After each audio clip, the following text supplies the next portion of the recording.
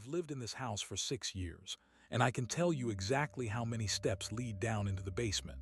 There are 12 creaky, narrow pine planks that I've descended thousands of times to do laundry, hunt for Christmas decorations, or reset a tripped breaker. I knew every spider web, every water stain on the concrete, and every hum of the furnace. Or at least, I thought I did. To understand why this happened, you have to understand the state I was in back in October. I'm a freelance archivist. It's a fancy way of saying I spend my days digitizing old, dusty records for local historical societies. It's solitary work, and it requires a specific kind of obsessive attention to detail. I'm not the type of person who misses things. I'm the type of person who notices when a book on a shelf has been moved a quarter of an inch to the left. My house is an old Victorian in a quiet, wooded suburb of Massachusetts. It's the kind of place where the wind whistles through the floorboards and the trees scrape against the siding like fingernails. I've always liked the isolation, but that week, a heavy storm had knocked out the main line, and I was working by the dim, flickering light of a battery-powered lantern. The air in the house felt heavy, thick with that metallic scent of oncoming rain and wet earth. I had decided to finally tackle the dead zone, the far back corner of the basement behind the oil tank. It was a space roughly 5 feet wide that had been blocked by stacks of water-damaged crates since I moved in. I was alone, as usual. My nearest neighbor, a retired man named Mr. Henderson, lived nearly a quarter-mile down the road. It was just me, the shadows, and the rhythmic thump-thump of the sump pump. I spent the first hour hauling heavy, moldering boxes of old newspapers to the center of the floor. My back ached, and my lungs felt tight from the dust. I remember stopping to wipe sweat from my forehead, my lantern casting long, distorted shadows against the foundation walls. That's when I saw it. The crates had been hiding a section of the wall I hadn't seen in years. And there, where there should have been nothing but solid, poured concrete, was a door. It wasn't just any door. It was small, maybe 5 feet tall, and painted a red so deep and vibrant it looked like fresh arterial blood against the gray stone. There was no handle, no hinges, and no frame. It was just a slab of crimson wood set perfectly flush into the foundation. My heart did a strange, uncomfortable flip in my chest. I stood there for a long time, the lantern trembling slightly in my hand. I searched my memory, desperate to find a reason why I wouldn't have noticed a bright red door in my own basement. Maybe the previous owners had walled it up, but there was no seam, no dust on the wood. In fact, the red paint looked wet, reflecting the light of my lantern with a sickening, oily sheen. I told myself it was a prank, or maybe I was more tired than I thought. I reached out, my fingers hovering just inches from the wood. The air coming off the door was cold, colder than the rest of the basement. It felt like standing in front of an open freezer. "Okay," I whispered to the empty room. My voice sounded thin, swallowed up by the low ceiling. "That's new." I didn't open it. Not then. I backed away, my eyes locked on that red rectangle until I hit the stairs. I went upstairs, locked the basement door, and sat in my kitchen with a glass of water, waiting for my heart to stop racing. I told myself I'd look at it in the morning, when the sun was up and the world felt rational again. But as I sat there in the silence of the house, I realized something that made the hair on my arms stand up. I had lived here for 6 years. I had painted the walls near that corner. I had moved those very crates 2 years ago during a minor flood. That door hadn't been there yesterday. I didn't sleep much that night. Every time I closed my eyes, I saw that red shape burned into my eyelids. The storm outside intensified, the wind howling through the eaves, but underneath the roar of the weather, I kept imagining I could hear something else.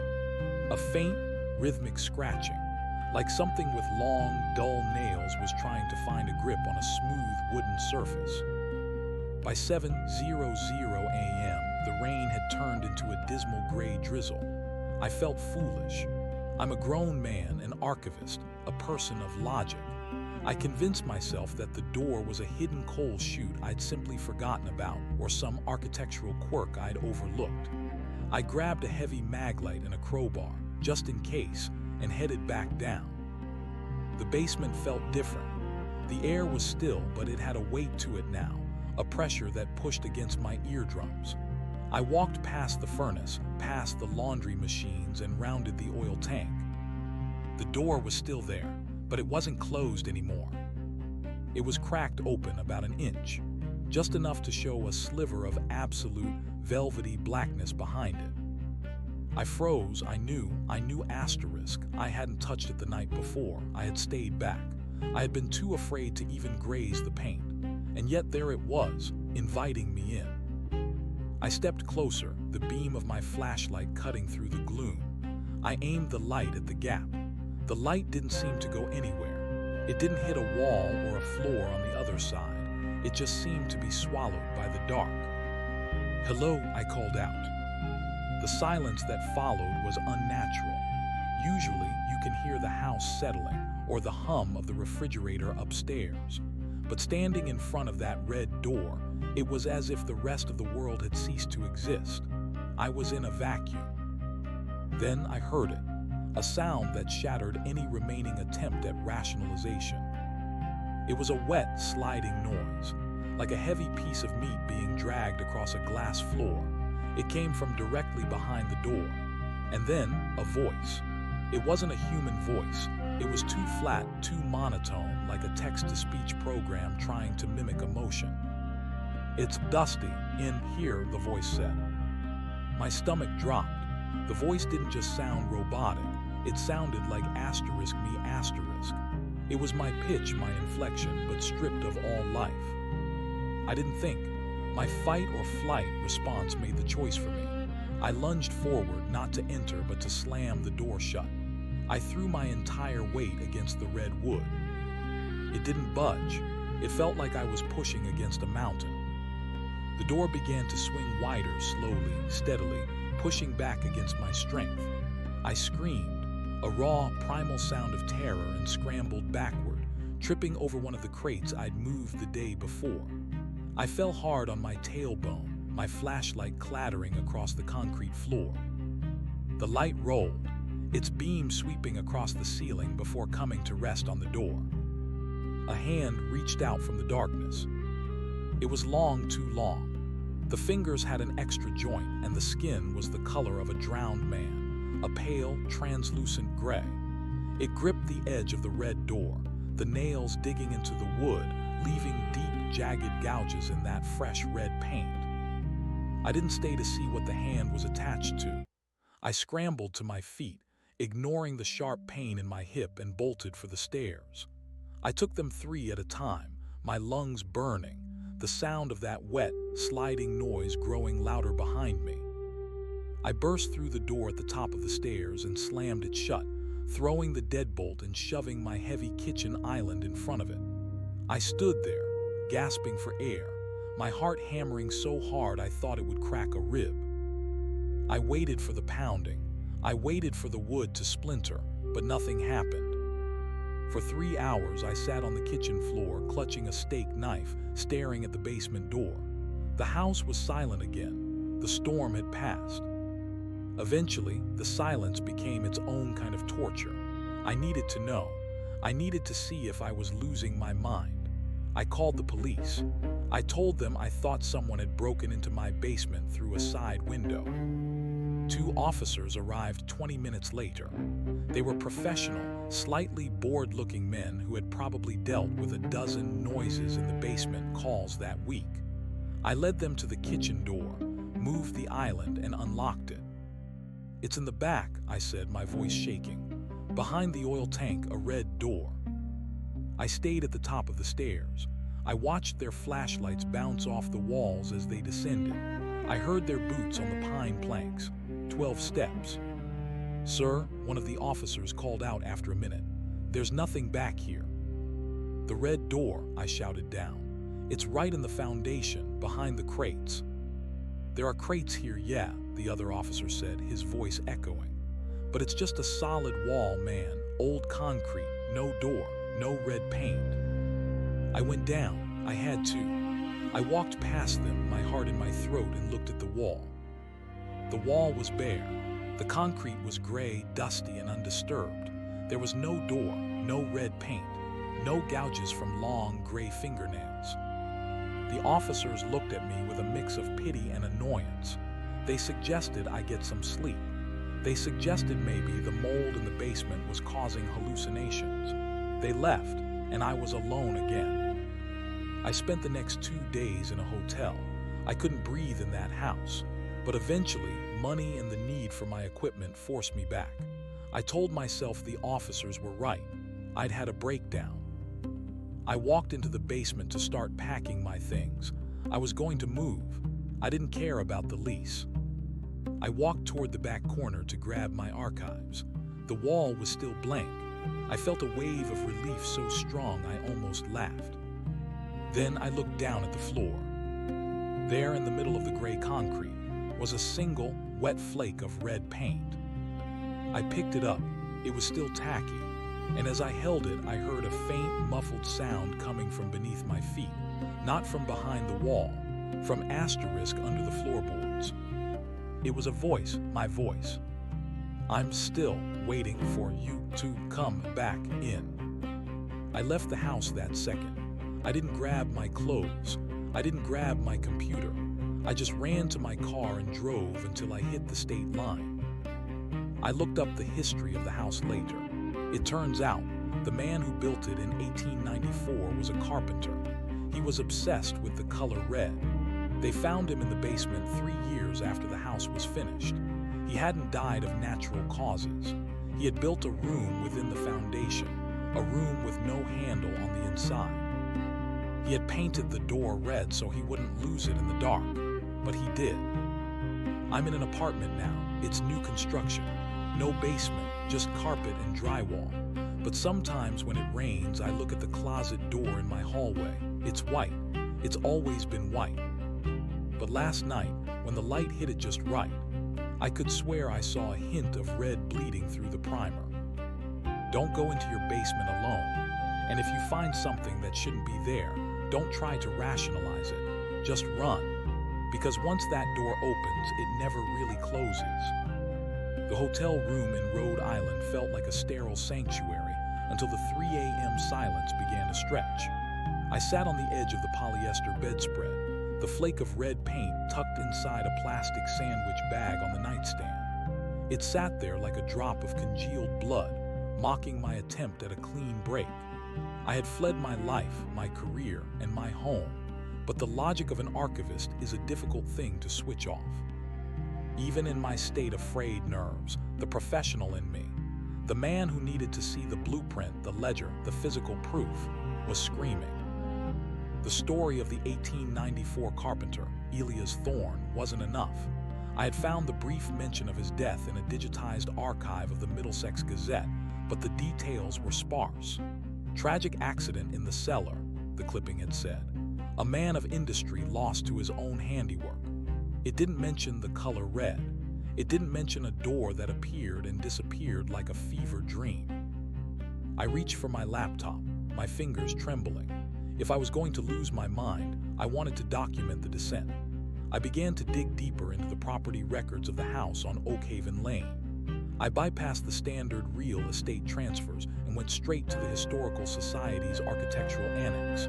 Because I knew the system, I knew how to find the uncatalogued files, the junk that usually sits in the back of a server waiting for someone like me to categorize it. I found a scan of a handwritten letter dated November 1922.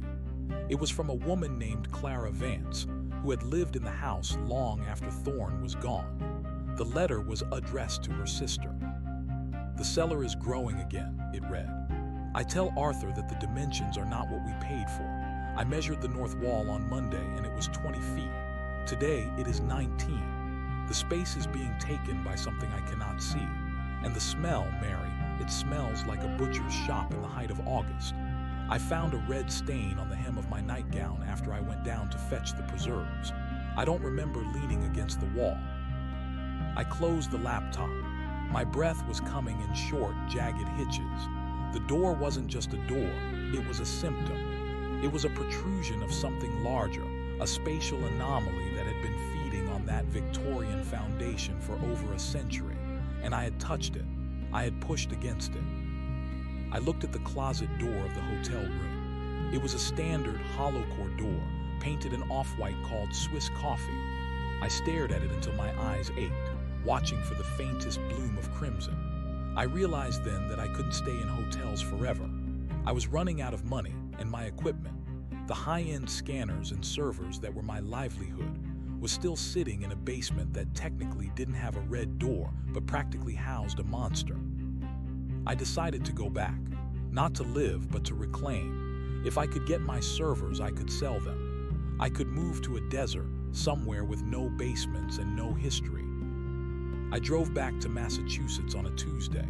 The sun was out, bright and deceptive, turning the autumn leaves into a riot of gold and orange. It looked like a postcard, not a haunting. I pulled into my driveway, the gravel crunching under my tires, and sat in the car for a full 10 minutes with the engine running. The house looked peaceful. The windows were dark, reflecting the trees.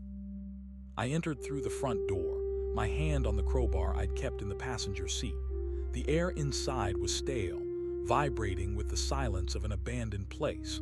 I didn't go to the kitchen. I didn't look at the basement door. I went to my office on the second floor and began dismantling my workstation with frantic, jerky movements. I packed the delicate lenses into foam-lined cases. I pulled the cables from the walls like I was disemboweling a beast. I was halfway through packing the third crate when I heard it. Thump, thump, thump. It was the sump pump. It was a normal sound, a rational sound. But then it changed. The rhythm broke. It became a dragging sound. Slide, scrape, slide. It was coming from the vents.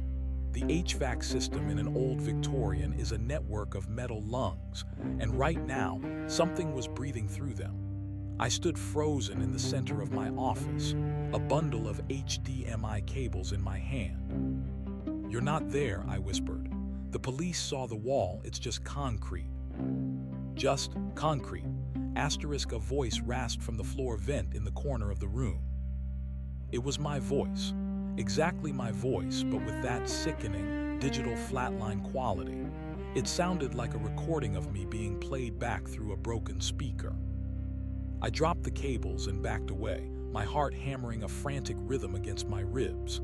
The vent cover, a heavy iron grate, began to rattle.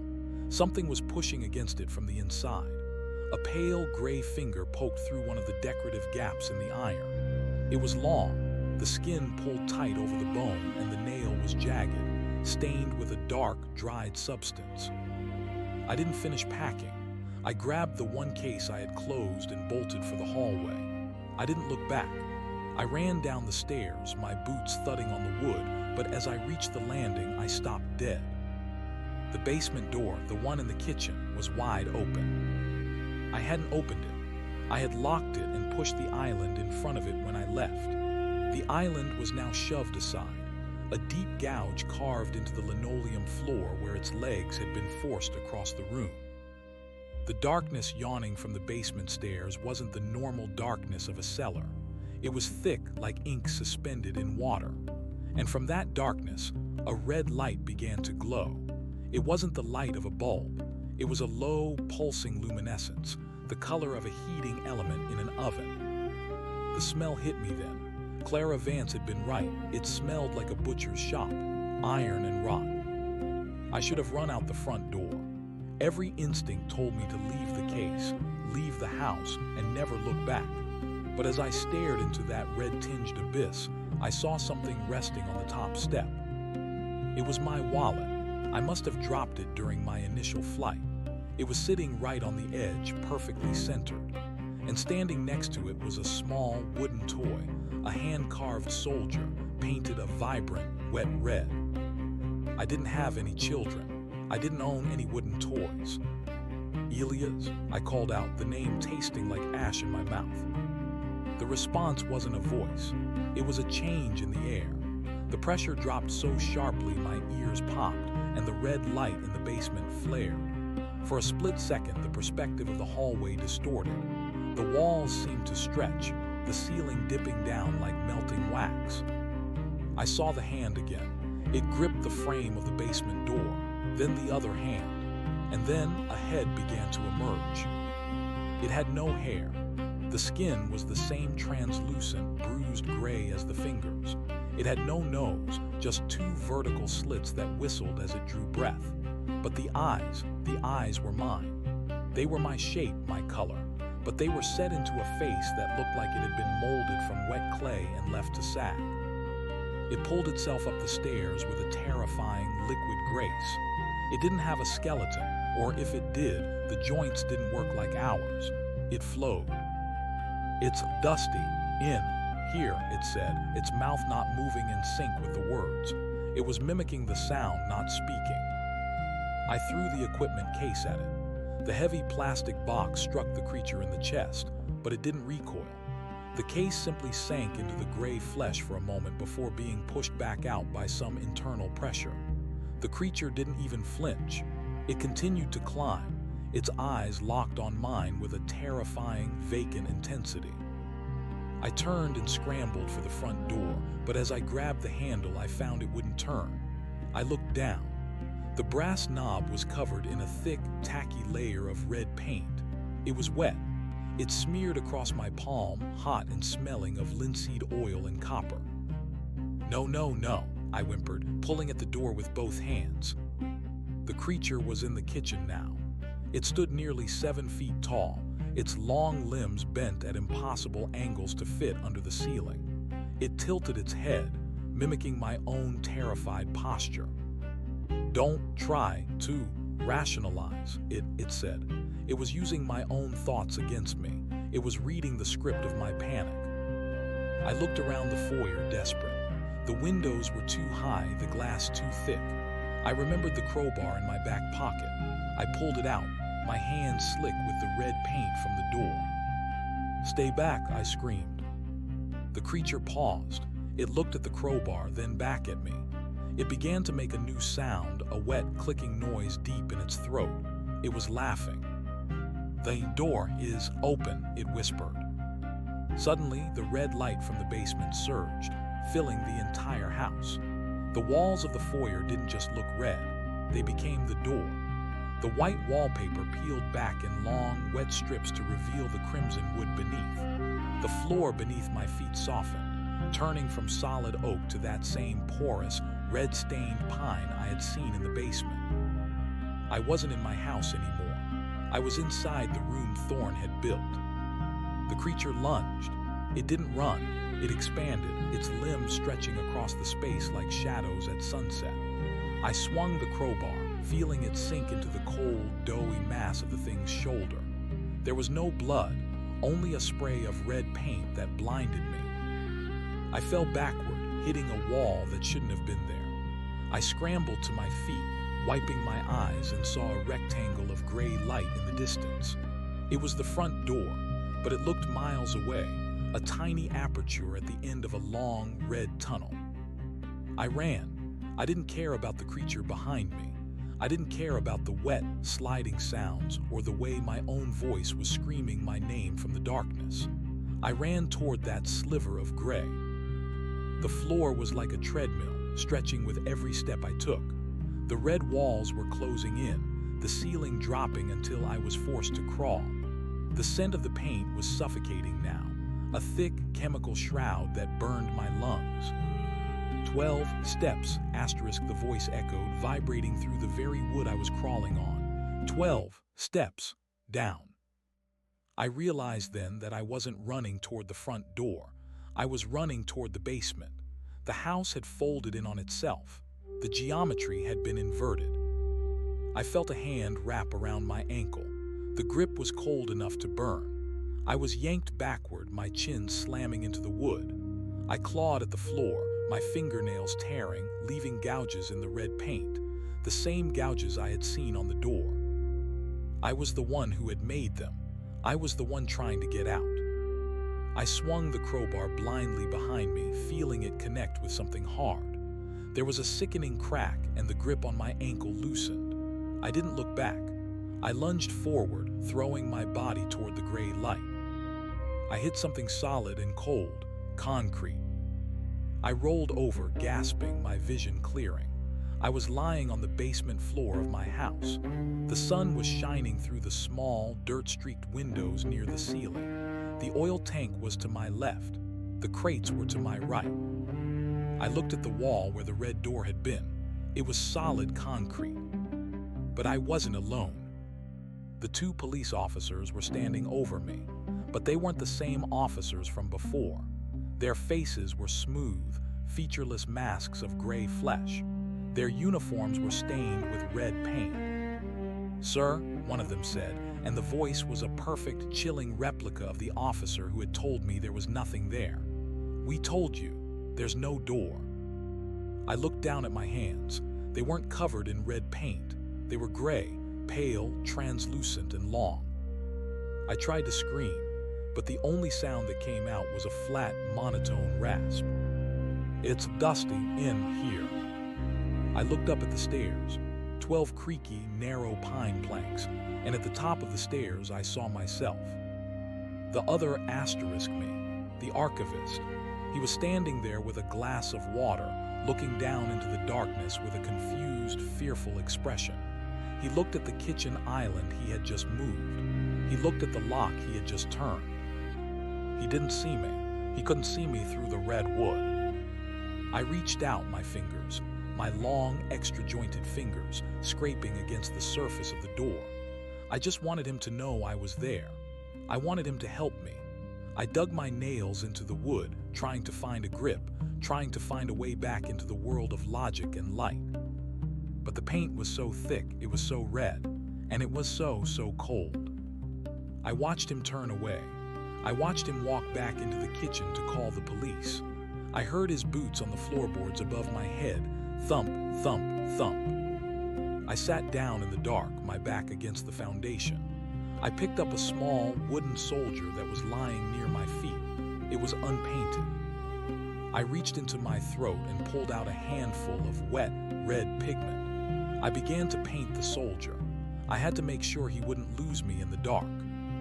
I'm still here. I'm an archivist after all. I'm patient.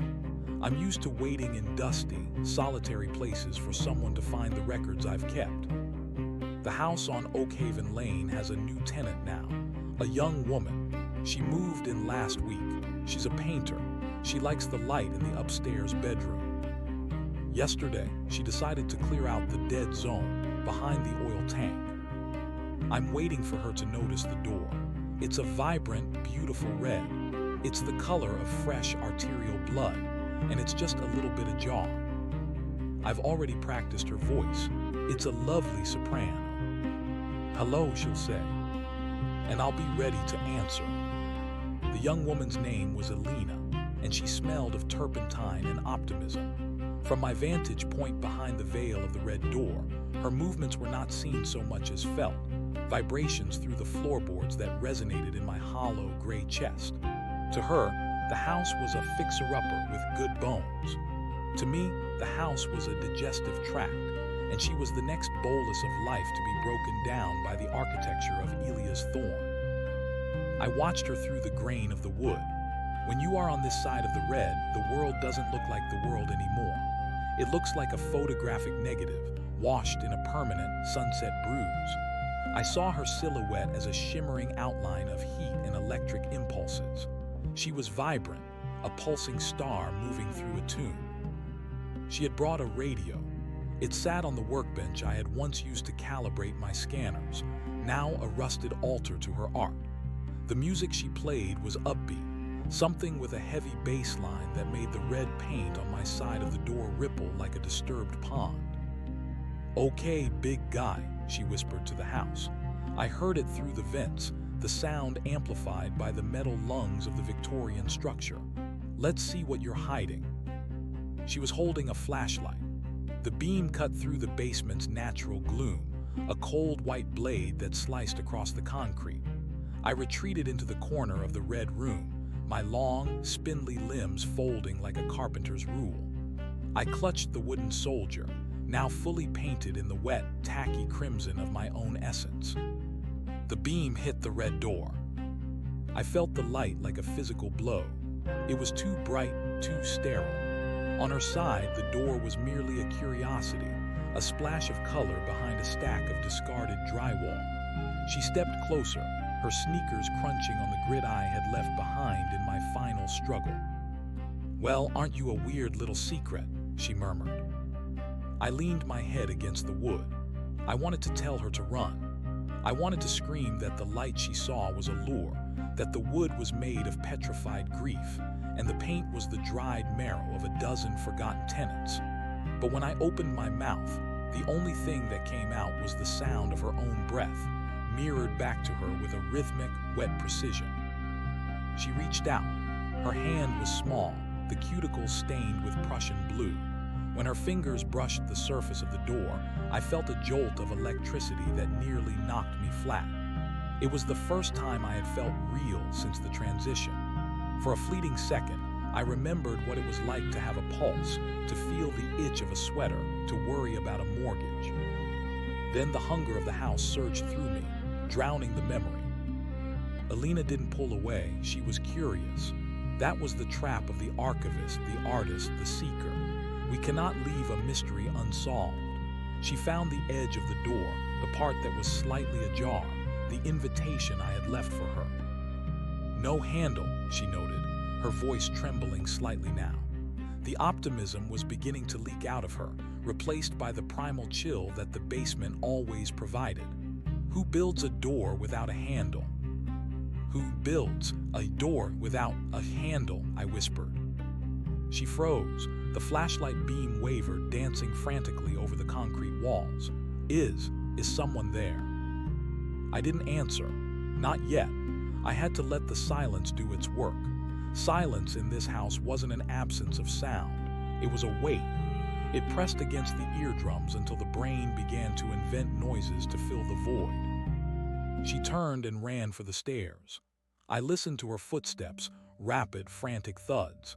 She reached the top, slammed the kitchen door, and I heard the heavy click of the deadbolt. I smiled, though I had no lips to shape the expression. The lock didn't matter. The kitchen door was just another layer of the skin. She was already inside the stomach. That night it rained. The sound of the water hitting the Victorian roof was a low, rhythmic drumming. In the red room, the walls began to weep. The paint turned liquid, running down the wood in thick, slow-moving gouts. I sat in the center of the floor, the wooden soldier standing guard in front of me. I began to move, not through the door, not yet, but through the house's circulatory system. I slipped into the shadows of the floorboards, my body stretching and thinning until I was nothing more than a smudge of darkness moving through the joists. I emerged in her bedroom. She was asleep, but it was a fitful, shallow rest. She had left a bedside lamp on, a small amber glow that fought against the encroaching shadows. On her nightstand sat a sketchbook. I drifted toward it, my gray fingers elongated and trembling as they hovered over the paper. I wanted to leave her a warning. I gripped a charcoal pencil, the wood feeling alien and fragile in my grasp. I tried to write "run asterisk," but the house wouldn't let me. My hand moved of its own accord, guided by the ghost of Elias Thorne, the man who had painted himself into a corner of reality. I drew the door.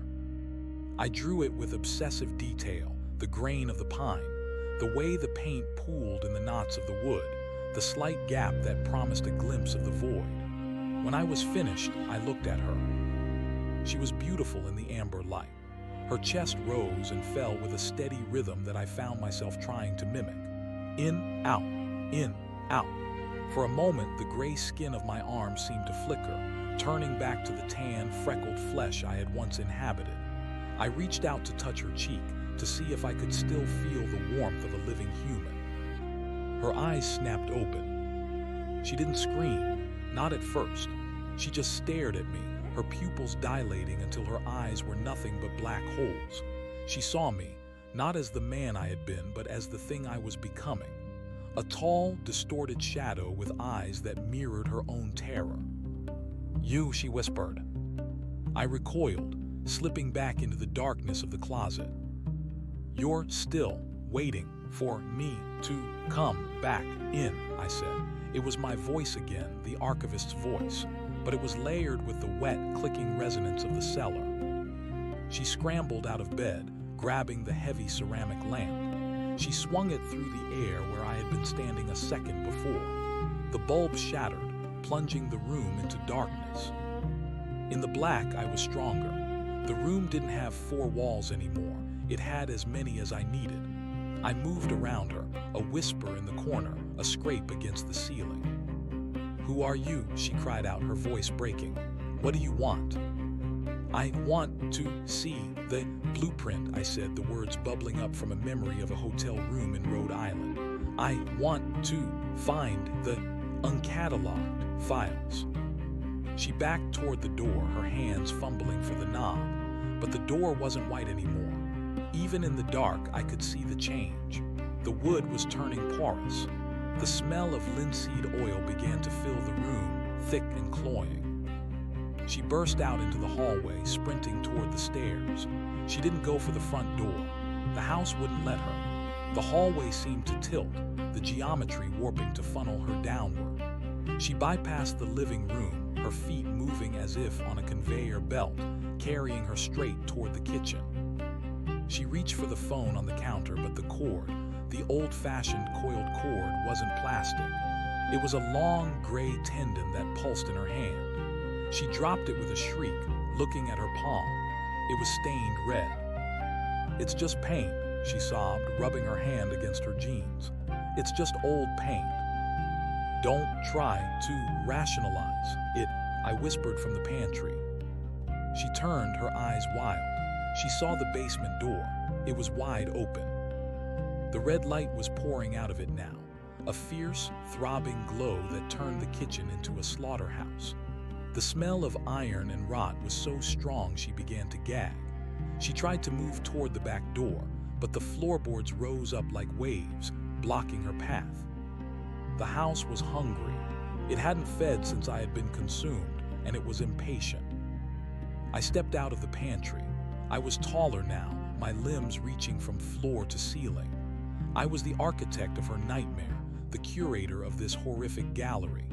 I held out the red wooden soldier. "Elias is waiting," I said. She looked at the soldier, then at me. For a second, a spark of recognition crossed her face. She looked at my eyes, the eyes of the man who had once lived here, the man who had written the history she had ignored. "Help me," she pleaded. I felt a pang of something, a remnant of my soul, perhaps. I reached out, not to grab her, but to push her toward the window. I tried to scream break IT asterisk, but the house clamped down on my throat. The red door in the basement began to groan. It wasn't just a sound, it was a physical force. The air in the kitchen was sucked toward the cellar stairs, a localized vacuum that pulled at her clothes, her hair, her very breath. "No," she screamed, gripping the edge of the kitchen island. The island, the same one I had moved to block the door, began to slide. The gouges I had carved into the linoleum months ago acted like tracks, guiding the heavy piece of furniture back into the center of the room, leaving the path to the basement clear. She lost her footing. The floor was slick with the red paint that was now seeping from the walls. She slid toward the darkness, her fingernails clawing at the wood, leaving long, ragged marks. I watched her go. I couldn't stop it. I was part of the mechanism now, a gear in the machine of Thorne's madness. She tumbled down the stairs, 12 creaky, narrow pine planks. I heard her hit the bottom. I heard the wet asterisk thud of her body against the concrete. Then the silence returned. I walked to the top of the stairs and looked down. The red light had faded to a soft, inviting glow. Elena was standing at the bottom. She wasn't hurt. She was looking at the red door, her hand resting on the wood. She turned to look up at me. Her face was already beginning to change. The vibrant Prussian blue on her fingers was being replaced by a dull, translucent gray. Her eyes were wide, reflecting the red void. "It's beautiful," she said. Her voice was no longer a soprano. It was a flat digital echo of my own. She stepped inside. The red door swung shut with a final, echoing asterisk thud. I stood in the kitchen for a long time, listening to the rain. The house felt sated. The walls returned to their normal, peeling wallpaper. The smell of rot faded, replaced by the scent of old wood and dust. I walked over to the kitchen island and pushed it back in front of the basement door. I did it with ease. I was much stronger than I used to be. I picked up her sketchbook from the floor where it had fallen. I turned to the last page. It wasn't the drawing of the door I had made. It was a portrait of me, not the monster but the man. I was sitting at my desk, surrounded by my scanners and my books, looking tired but whole. I felt a single drop of liquid fall onto the paper. It wasn't a tear. It was a drop of red paint. I went back to the basement. I didn't need the stairs. I simply drifted through the floor. I returned to my corner of the red room. Elena was there, sitting against the far wall, staring at her hands. "What do we do now?" she asked. I sat down beside her. I picked up the wooden soldier and began to carve a second one. I had to be careful. The wood was hard and my fingers were clumsy. Wait, I said. For what? I looked at the wall, the one that faced the street. I could feel the vibrations of a car pulling into the driveway. It was a real estate agent. I could hear the jingle of keys, the sound of a professional voice promising a unique historical property. "For the next archivist," I whispered. The door was white on the outside. It was always white. It sat behind a stack of old drywall, waiting for someone to get curious, waiting for someone to notice the way the light hit the primer just right. I leaned my head against the wood and listened. The front door opened. "Wow," a new voice said, a man's voice deep and full of life. "Look at these ceilings. This place has so much potential." I felt Elena stir beside me. She began to practice his voice, her throat clicking as she mimicked the cadence of his speech. "Potential," she rasped. I went to the door. I placed my gray hand against the wood, right where the handle should have been. I pushed, just an inch, just enough to let a sliver of red light bleed out into the darkness of the cellar. "Hello," the man called from the top of the stairs.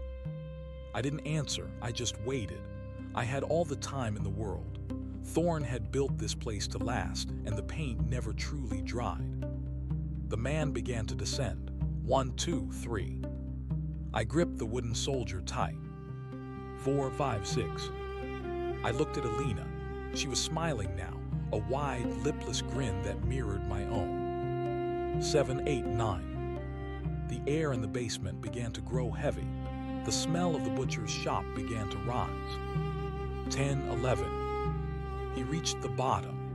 He turned the corner, his flashlight beam sweeping across the concrete until it landed on the vibrant, bleeding red of the door.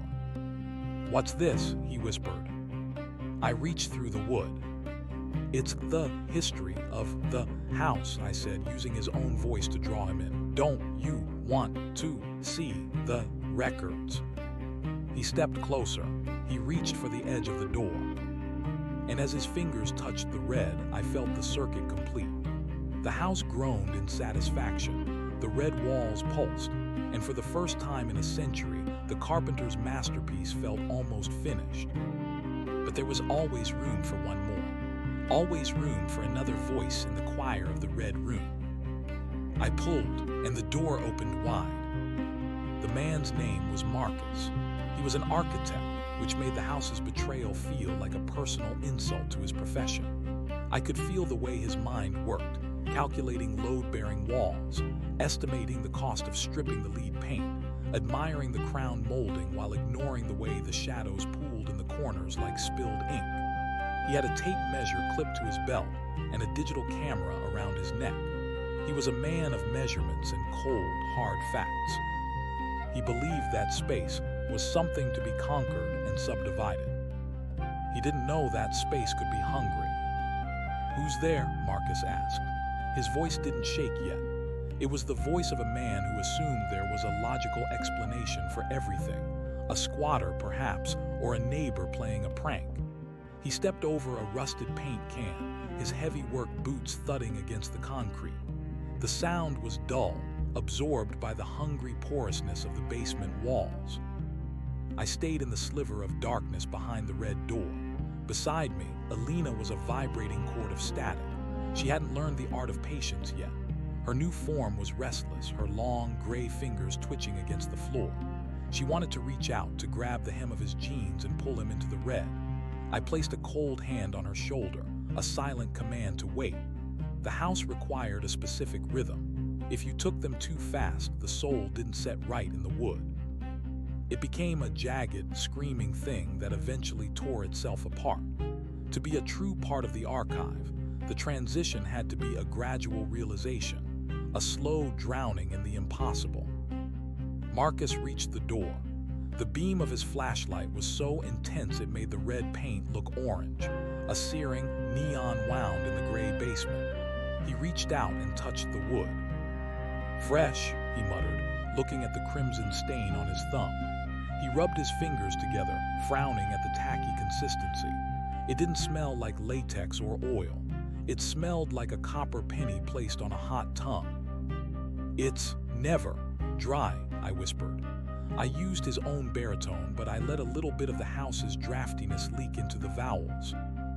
Marcus jumped, the flashlight beam dancing wildly toward the ceiling. "Okay, enough. I'm calling the police. If you're hiding back there, come out now." He reached for his phone, but the basement was a dead zone in more ways than one. He stared at the screen, his thumb hovering over the emergency call icon. No service, not even a single bar. The house had already severed the tether. "The signal doesn't reach the vault," I said, moving my mouth in sync with the vibrations of his own vocal cords. Fear finally arrived. It didn't come as a scream. It came as a sudden, sharp intake of breath. Marcus backed away from the door, but the basement had already begun to rearrange itself. The stairs he had just descended were no longer there. In their place was a wall of rough-hewn stone, weeping a dark, brackish fluid. "What the hell?" Marcus spun around, his flashlight beam hitting the new wall. He ran to it, his hands frantically searching for the wood of the staircase. There was only cold, damp rock. "The floor plan is fluid," Alina whispered. She was getting better at it. Her voice sounded like a recording of a recording, thin and haunting. Marcus let out a low, guttural sound, a whimper he probably didn't know he was capable of making. He turned back toward the red door. It was the only thing left in the room that looked like an exit, even if it led into a furnace of crimson light. He didn't have a choice. The walls were closing in, the very air becoming thick with the scent of old, wet paper and iron. He put his shoulder against the red door and shoved. It didn't resist. It swung open with a grace that was terrifying, revealing the interior of the red room. To me, the room was a sanctuary, a gallery of my own making. To Marcus, it must have looked like the inside of a ribcage. The walls weren't flat. They were ribbed with the exposed joists of the house, which now looked like petrified bone. The floor was a dark, reflective pool of that impossible red pigment. And then there were the soldiers. I had been busy. Since Alina's arrival, I had carved dozens of them. They stood in neat military rows along the baseboards, all painted in that same wet red. They were my records. Each one represented a piece of information I had archived from the previous tenants. A birthday, a secret fear, the sound of a mother's laugh. Marcus stepped into the room, his boots splashing in the shallow red pool. He looked at me. I didn't hide this time.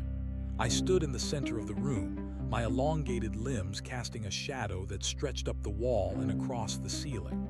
I held the wooden soldier I had carved for him, a stout figure with a tiny, carved camera around its neck. "You're Marcus," I said, the name feeling heavy in my mouth. "You like precision." "Please," Marcus whispered. He dropped his flashlight.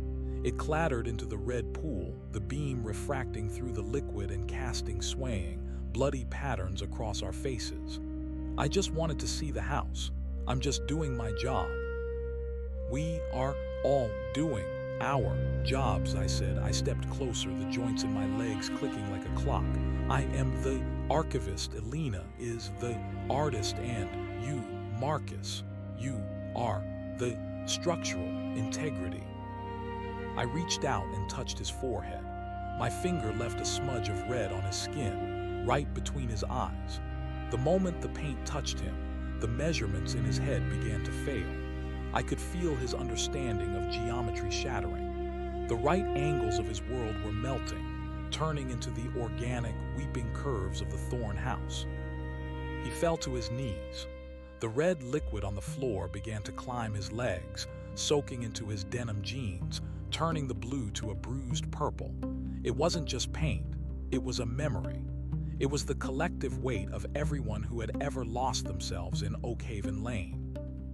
It's too big, Marcus groaned, clutching his head. The house, it's too big on the inside. Infinite, Elena added, crawling out from the corner. She looked more human in the red light, her gray skin taking on a deceptive glow. She reached out and took his digital camera. She smashed it against the floor, and instead of glass and plastic, the guts of the machine spilled out as a tangle of wet, black film and human hair. Marcus looked at the remains of his camera and began to laugh. It was a high, thin sound that eventually turned into a sob. He was breaking. The architecture of his mind was being demolished to make room for the new additions. I knelt beside him and offered him the wooden soldier. Hold this, it will keep you from drifting. He took it. His hands were shaking so violently that he almost dropped it, but the moment his skin made contact with the unpainted wood of the base, his fingers fused to it. The red pigment from my hands transferred to his, spreading up his arms like a rash.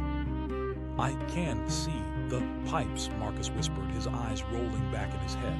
They aren't carrying water, they're carrying voices. Listen to them, I encouraged. They are the records. The transition took hours. For Marcus, it probably felt like a lifetime spent in a dark, pressurized chamber. We sat with him, Elena and I, as his pulse slowed to match the rhythmic thumping of the house's foundation. We watched as his skin lost its tan, as his muscles lengthened and his bones became as light and porous as balsa wood. By the time the sun rose outside, a distant, irrelevant event, Marcus was standing. He was taller than he had been, his spine curved to fit the low ceiling of the red room.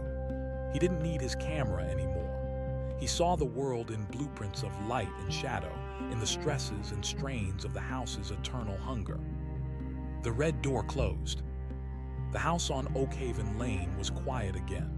From the outside, it looked like a charming, if slightly neglected, Victorian. The real estate sign in the front yard swayed in the breeze. The agent would be back later with a new set of keys, wondering why the architect had left his car in the driveway and vanished. Down in the basement, the three of us sat in the dark. I was at my workbench, which was now a part of my body, the wood grain merging with the skin of my thighs. I was sorting through the new records. Marcus had brought so much with him, the blueprints of a dozen other buildings, the structural weaknesses of the city, the way a bridge feels when the wind hits it just right. It was a feast of data. Elena was painting the walls. She used her long fingers as brushes, creating murals of the man Marcus had been. She painted his childhood home, his first drafting table, the face of the woman he had been planning to marry. The red pigment turned these memories into something permanent, something the house could digest at its leisure. Marcus stood by the door. He was our sentry. He kept his hand on the wood, feeling the vibrations of the world outside. He was learning to read the house, to feel the way the settling of the foundation was actually a long, slow sigh of contentment. Someone is coming, Marcus said. His voice was a perfect blend of mine and Elena's now, a choral echo that filled the red room. So soon, Elena asked, not looking up from her mural. The house is prominent, I said, polishing a new wooden soldier. It draws them in. It looks like a home. Everyone wants a home. I felt the vibrations through the floor, a car door slamming, footsteps on the porch, the fumbling of a key in the lock. It was a couple this time. I could hear their voices, intertwined, full of plans and shared jokes. They were young, perhaps looking for a place to start a family. They wanted a house with history. They wanted a place where they could leave their mark. They had no idea that the mark had already been made. I looked at my collection of soldiers. There were so many now, a silent army of the forgotten. I picked up 2 unpainted ones and set them on the edge of the workbench.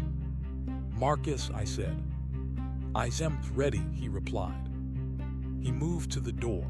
He didn't need to push it ajar this time. The house was so hungry it was practically salivating. The red light began to leak through the cracks in the floorboards of the kitchen above, a faint, rosy glow that the couple would mistake for the morning sun hitting the linoleum. "Oh, look at this kitchen," the woman cried out. Her voice was a bright, clear alto.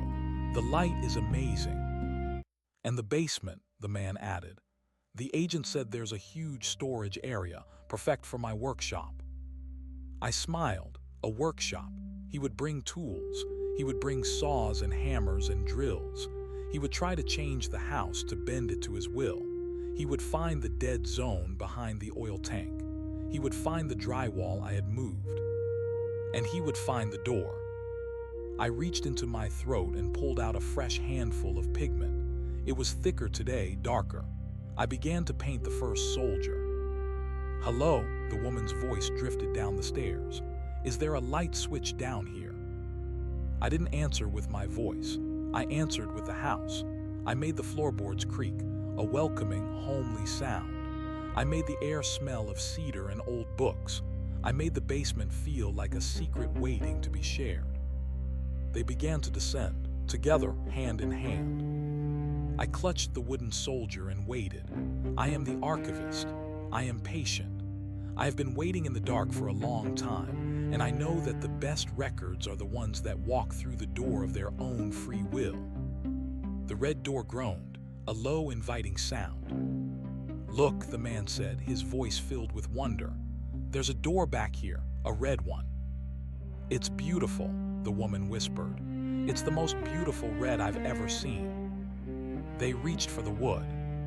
And in the red room, we all began to breathe in unison. In, out, in, out. The archive was open. The new entries had arrived. The man's hand was warm. I could feel the heat of his living blood through the wood of the door, a frantic, thrumming energy that made the crimson pigment beneath my fingertips weep with anticipation. Beside me, Marcus stood as rigid as a support beam, his long, gray neck craned toward the ceiling. He was no longer the architect who calculated the strength of steel. He was the architecture itself, his very marrow transmuting into the grain of the thorn house. "It stuck," the man said. I heard the grunt of his effort, the leather of his shoes scuffing against the grit of the cellar floor. The humidity must have warped the frame. "Give me a hand, Sarah." Sarah, a soft name, a name that tasted like cold water in summer air.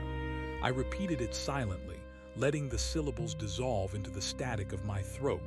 Sarah. I felt a second pair of hands join the first. They pulled together, a rhythmic tugging that vibrated through the red room like a heartbeat. On our side, the door didn't budge because of physics. It held because the house wasn't finished tasting their curiosity. It wanted them to crave the space behind the wood. It wanted them to imagine a hidden cellar, a wine vault, or a treasure chest, anything but the truth. "Wait," Sarah whispered. Her voice was closer now, her lips likely inches from the grain. "Do you hear that? It sounds like breathing." I froze. Elena stopped her mural mid-stroke, her elongated fingers dripping red onto the floor. Marcus lowered his head, his black, lidless eyes fixed on the seam of the door. We were a tableau of silence, a gallery of monsters holding its breath. "It's just the pipes, honey," the man said, though I could hear the slight hitch in his own respiration. "Old houses like this, they have a language of their own, probably just a draft from the crawl space." "No, it's rhythmic," she insisted. I decided to help them. I reached out and gripped the internal latch, a protrusion of bone-dry oak that had grown out of the door's center. I turned it slowly, the sound of the mechanism mimicking the snap of a dry twig. Then, I stepped back, fading into the deep, pulsing shadows of the corner where the red was darkest. The door swung inward. It didn't creak. The Thorn House had moved past such cliches. It opened with a heavy, wet squelch, like a scab being lifted from a healing wound. The couple stood framed in the doorway. The light from the basement behind them was weak and yellow, casting their shadows long and distorted across the red floor. They looked like paper cutouts against the vibrant, suffocating brilliance of our world. "Oh my God," Sarah breathed. She didn't scream. That was the beauty of the red room. It bypassed the flight response and went straight for the aesthetic soul. "Look at the color. Mark, look at the walls." Mark stepped inside first. He was wearing a soft flannel shirt and clean jeans, clothes that would soon be ruined, stained by the indelible history of this place. He reached out and touched the wall, his fingers sinking slightly into the tacky surface. "It's not paint," he whispered, his voice trembling with a mixture of terror and obsession. It's something else. It feels like velvet, no, like skin." "Is that a workshop?" Sarah asked, pointing toward my bench. She saw what she wanted to see. To her, my collection of wooden soldiers looked like folk art, a whimsical hobby left behind by a previous tenant. She didn't see the way their tiny, carved eyes followed her movement. She didn't notice that one of them bore the unmistakable likeness of the architect standing 3 feet away from her in the shadows. "Someone was living down here," Mark said, his voice dropping to a cautious murmur. He looked around, his eyes passing right over Marcus, who had flattened himself against a vertical joist. To Mark's eyes, Marcus was just another shadow, a trick of the low light and the overwhelming red. I began to hum. It was a low, vibrational sound, the frequency of a purring cat or a distant engine. It was the sound of the house's digestion. "Mark, let's go," Sarah said suddenly. The instinct had finally caught up to the wonder. "This isn't right, the air. It feels too thick. I can't breathe." "Just a second," Mark said. He was leaning over my workbench. He picked up the soldier I had just finished, the one with the camera. "This is incredible detail. Look at the grain. It's almost like it's growing out of the wood." He turned the soldier over in his hand. He saw the name I had carved into the base, Marcus. "That's the guy from the real estate listing," Mark whispered. "The architect who went missing last week." The realization hit him like a physical blow. He dropped the soldier. It didn't clatter. It landed in the red pool with a soft asterisk plop, sinking slowly beneath the surface. "Sarah, get out now." He grabbed her arm and turned to bolt, but the red door wasn't there anymore. In its place was a wall of smooth, unblemished crimson. The exit had been swallowed by the house, the wood grain knitting itself together in a seamless display of biological carpentry. They were inside the lung now. "No, no, no." Mark threw his shoulder against the wall where the door had been. He punched the surface, his fist sinking into the yielding, fleshy wood. "Open up! Help! Somebody help us!" Sarah backed away, her hands pressed to her mouth. She backed right into Marcus. He didn't grab her. He simply stood there, a silent monument to his own transformation. When she felt the cold, leathery texture of his skin against her back, she spun around and let out a shriek that tore through the heavy air. "Mark!" Mark turned, his eyes widening as he finally saw us. He saw Marcus, tall and spindly, his face a smooth mask of gray flesh with only the suggestion of a nose and a mouth. He saw Elena, who was still crouching by her mural, her fingers stained to the elbows in the house's lifeblood. And finally, he saw me. I stepped forward into the light of the dropped flashlight. "Welcome home," I said. I didn't use Marcus's voice this time. I used a composite, a harmony of all the voices I had archived. It sounded like a choir of ghosts. "What are you?" Mark gasped, shielding Sarah with his body. He reached into his pocket and pulled out a small pocket knife, flicking the blade open. It looked pathetic, a tiny silver sliver against the vast, hungry red of the room. "We are the records," I said. I held out my hand. My fingers were long and multi-jointed, the skin translucent enough to see the red ichor flowing through my veins. "We are the things that remain when the people are gone." "Let us go," Sarah sobbed. She was staring at Alina's mural. She had recognized the woman in the painting, the one Marcus had loved. "Please, we won't tell anyone. We'll just leave." "You can't leave a masterpiece unfinished," Alina rasped. She stood up, her joints popping like bubble wrap. She walked towards Sarah with a graceful, predatory gait. "The house needs the alto, it needs the light in your eyes."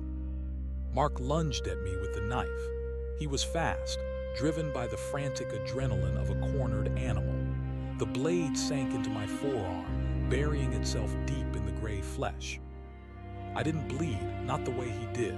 A thick, syrupy red resin oozed from the wound, smelling of pine and old copper. I didn't feel pain either. Pain is a luxury of the living, a signal of damage to a body that expects to heal. My body was an extension of the thorn house. It didn't break, it only remodeled.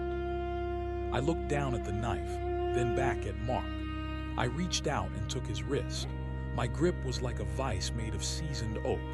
I felt the delicate click of his radius and ulna as they began to soften under my touch. "You have such strong hands," I whispered. "They will be good for the foundation." He screamed as the transformation began. It wasn't a quick process. The house liked to savor the transition. I felt the heat of his skin beginning to leach into me, while the cold, eternal stillness of the red room flowed into him. His flannel shirt began to fuse with his skin, the fibers turning into a rough, bark-like texture. His eyes, once bright with terror, began to cloud over with the milky film of the archive. Sarah tried to run, but Marcus was there. He didn't hurt her. He simply wrapped his long arms around her in a terrifyingly gentle embrace. He held her as she fought, her blows falling harmlessly against his wooden chest. He leaned his head down, his lipless mouth pressed against her ear, and began to hum the melody of the house. It was a lullaby of structural integrity, a song about the beauty of load-bearing walls and the peace of being part of something that would never rot. I felt Mark's pulse falter. His legs gave out and he sank into the red pool. The liquid began to rise around him, eager to claim its new occupant. His knife fell from his nerveless fingers and was immediately absorbed by the floor, the metal dissolving into the house's hungry chemistry. "Record his name," I commanded Alina. She knelt beside the sinking man and dipped her finger into the red. On the wall, beneath the mural of Marcus's life, she began to write, "Mark, the builder, the strength." The room pulsed. The house groaned in a deep, sonorous bass that shook the very earth beneath the foundation. It was satisfied, for now. Sarah's struggle slowed. The humming had done its work. Her eyes were fixed on the ceiling, watching the way the red light danced in the shadows. She wasn't Sarah anymore. She was a vessel being emptied so that the house could fill her with its own dark history. I returned to my workbench. I picked up a new block of wood, a piece of heartwood from the very center of the thorn house. It was warm, vibrating with the echoes of the couple's last conversation. I began to carve. The first soldier would be Mark. I carved the flannel pattern into the wood, the tiny pockets, the rugged line of his jaw. I carved the pocket knife into his hand, a permanent reminder of his futile resistance. The second would be Sarah. I would capture the way her hair fell over her shoulders, the shape of her fear, and the eventual beautiful emptiness of her surrender. As I worked, the red door reappeared. It was white on the outside again. It sat behind the drywall, looking like a mundane entrance to a mundane basement. Upstairs, the house adjusted itself. The kitchen light flickered and died. The smell of cedar faded, replaced by the scent of a house that had been empty for a long time. The real estate agent would arrive in an hour. She would find the front door unlocked. She would find 2 cars in the driveway, but no sign of the young couple. She would call their names, her voice echoing through the hollow rooms, but the only answer would be the settling of the floorboards. She would eventually find her way to the basement. She would see the stack of drywall and think to herself that the previous owners had been lazy. She would notice the white door, and she would wonder what was behind it. I looked at Marcus and Alina. They were standing by the new wall, their forms blending perfectly into the shadows. They were ready. The choir was growing. The archive was expanding. I placed the 2 new soldiers on the shelf. They were still unpainted, their wooden faces blank and expectant. "The paint is drying," Marcus whispered, his voice like the rustle of dead leaves. "No," I replied, dipping my brush into the pool at my feet. "The paint never dries, it only waits for the next coat." I applied the first stroke of red to Mark's wooden chest. The wood drank it in greedily. Outside, I heard the sound of a car pulling into the gravel driveway, the jingle of keys, the professional, practiced click of heels on the porch. "Hello," the agent called out. "Mark, Sarah, are you still here?" I smiled, my lipless mouth stretching wide. I picked up the second soldier and began to paint. "We are all here," I whispered to the empty air, "and there is always room for more." The red room pulsed, a deep, rhythmic throb that matched the heartbeat of the world. The Thorn House was a masterpiece, and like all great works of art, it required a constant sacrifice of those who dared to look too closely. I waited, the basement stairs creaked. 1, 2, 3. I gripped my carving knife.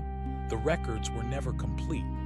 The history of the house was a living thing, a red, weeping wound that would never heal as long as there were voices to be stolen and bodies to be turned into wood. 4, 5, 6, Alina counted in a breathy exhale.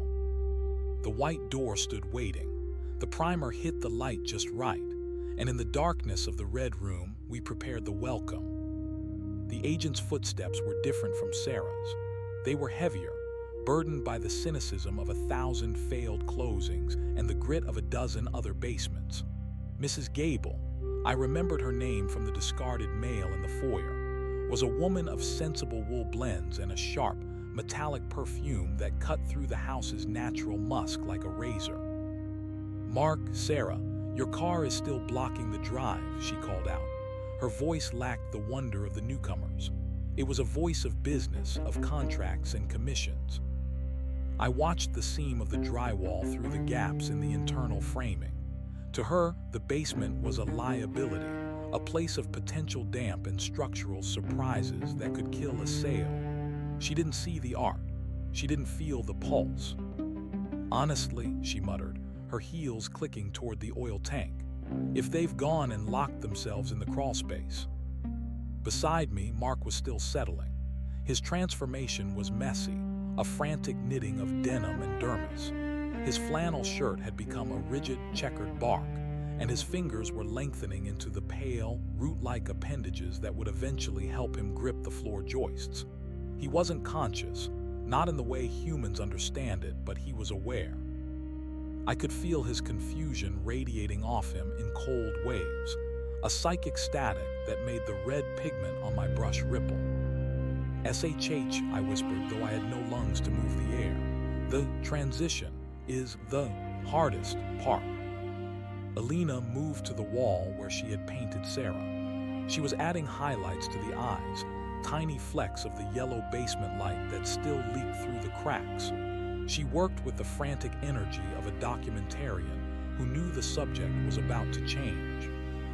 The agent reached the dead zone. I saw her shadow fall across the gap in the drywall. She stopped. The air in the basement had grown unnaturally still, the kind of silence that precedes a landslide.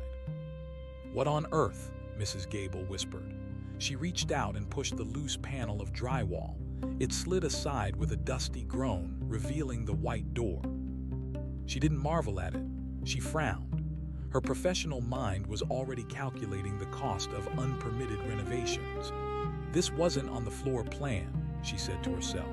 She pulled a small, silver flashlight from her purse, a high-end LED that threw a harsh, clinical blue light across the wood.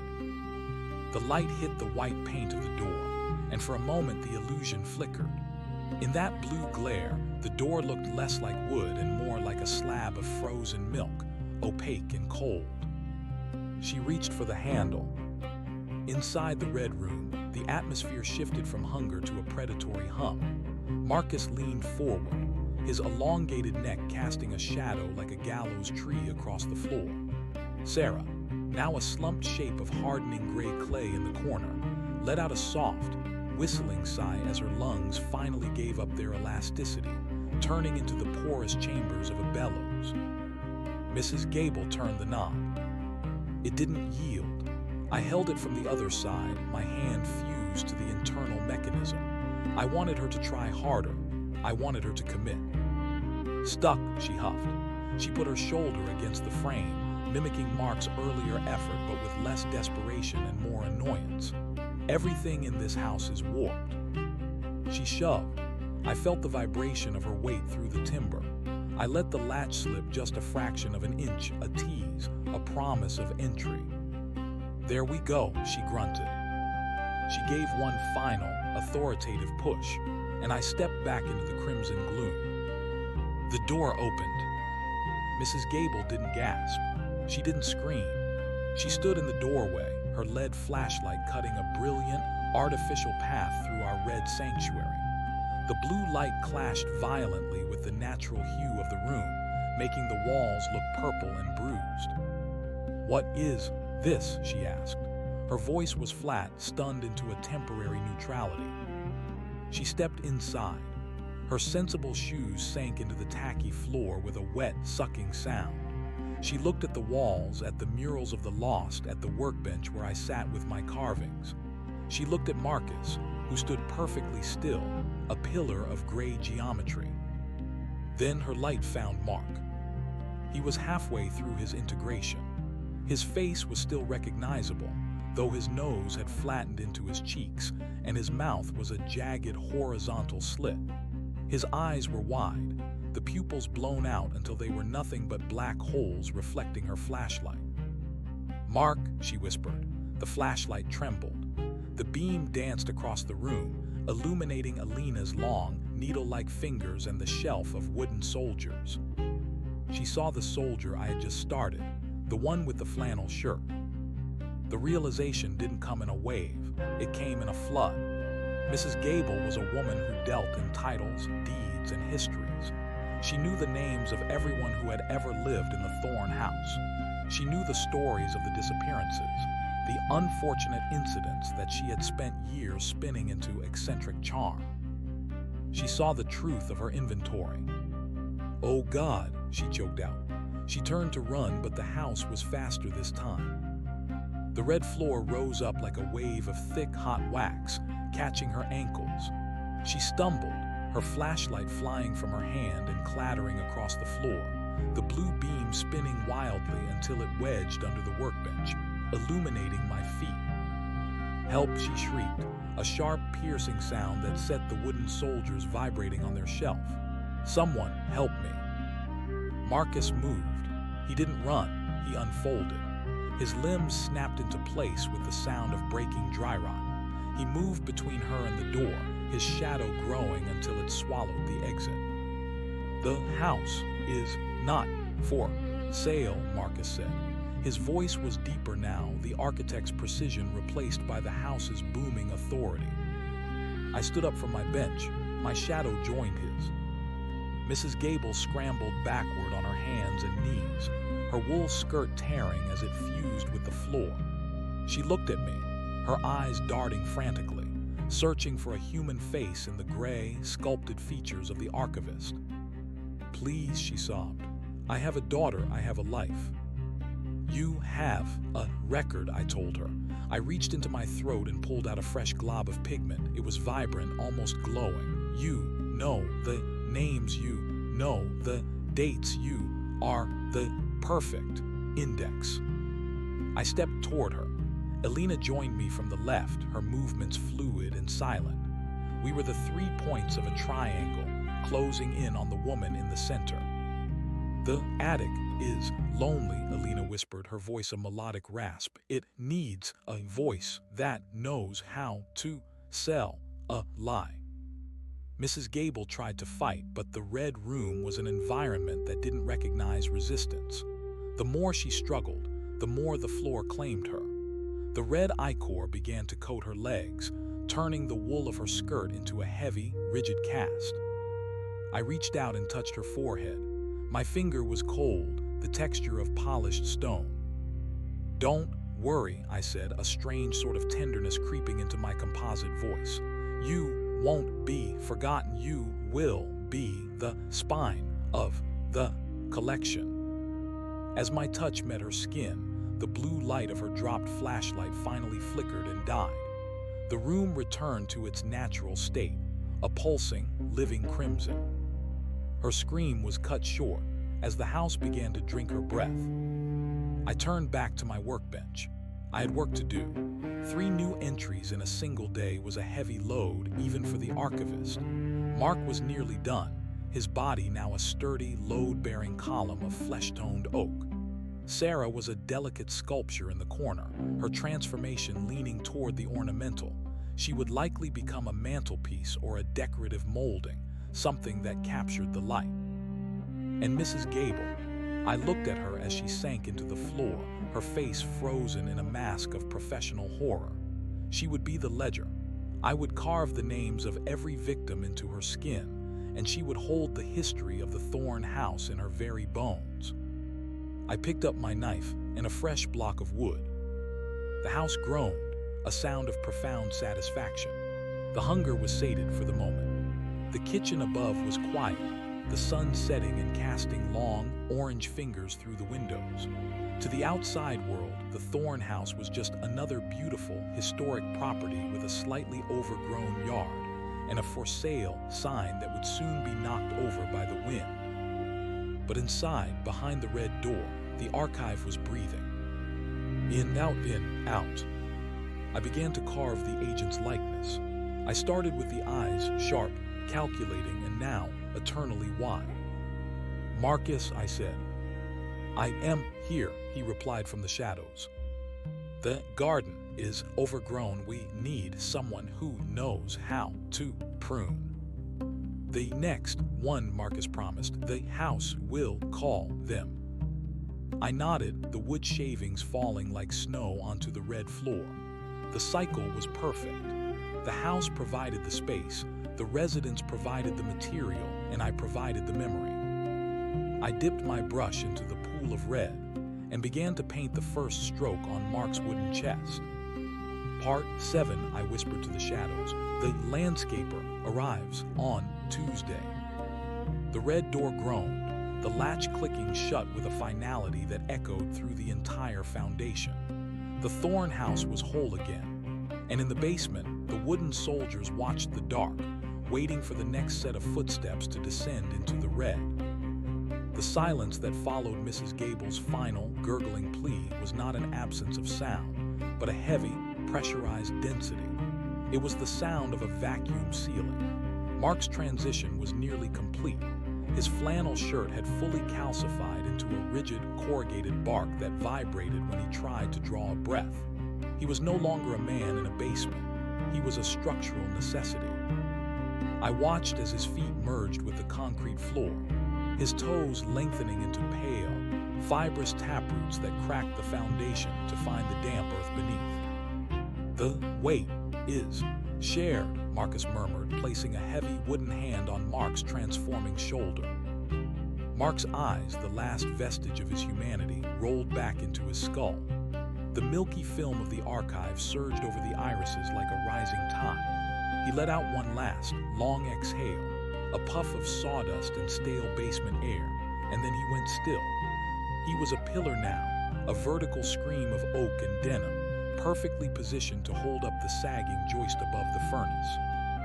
I turned my attention to the workbench. The wood from the heart of the thorn house was particularly responsive tonight. It felt oily, saturated with the essence of the lives it had witnessed. As I shaved away the excess, the curls of wood didn't fall to the floor. They dissolved into the red pool at my feet, feeding the pigment. I began to shape the soldier that would be Mrs. Gable. I carved the sharp line of her blazer, the sensible bob of her hair, and the way her mouth had twisted into a jagged O at the moment of realization. But as I worked, I felt a resistance. The wood was stubborn, knotty and dense around the area of her chest. "She is fighting the grain," Alina whispered, leaning over my shoulder. Her face was a pale oval of smoothed pine, her features barely more than suggestions of a woman. "She was closer," I replied, my voice rattling like a drawer full of silverware. "She does not like to lose the commission." I pressed the blade harder. I didn't just want her likeness, I wanted her utility. A house is more than walls and floors. It is a history of transactions, of promises made and broken, of values appraised and found wanting. Mrs. Gable would be our ledger. I looked over at the wall where the red was still wet. Sarah was almost entirely submerged now, her body a soft gray mound that pulsed with a faint, rhythmic light. She wouldn't be a pillar. She was too fluid, too reactive.